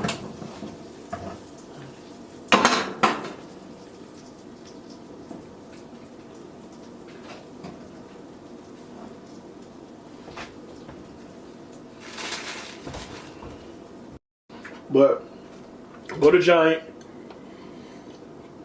for all the people who eat plant-based stuff. I don't want to offend you and call you by the wrong name. And then you're like, I'm not classified as a. So, this one's for you. Thanks for watching the episode of Struggle Meal. You got this one right here. Voila. And you can make a hot dog out of it. Overtyme Sims. Thanks for tuning in to OTTV. And until next time. Before you ask about my day, I bend my smile every time I think about you.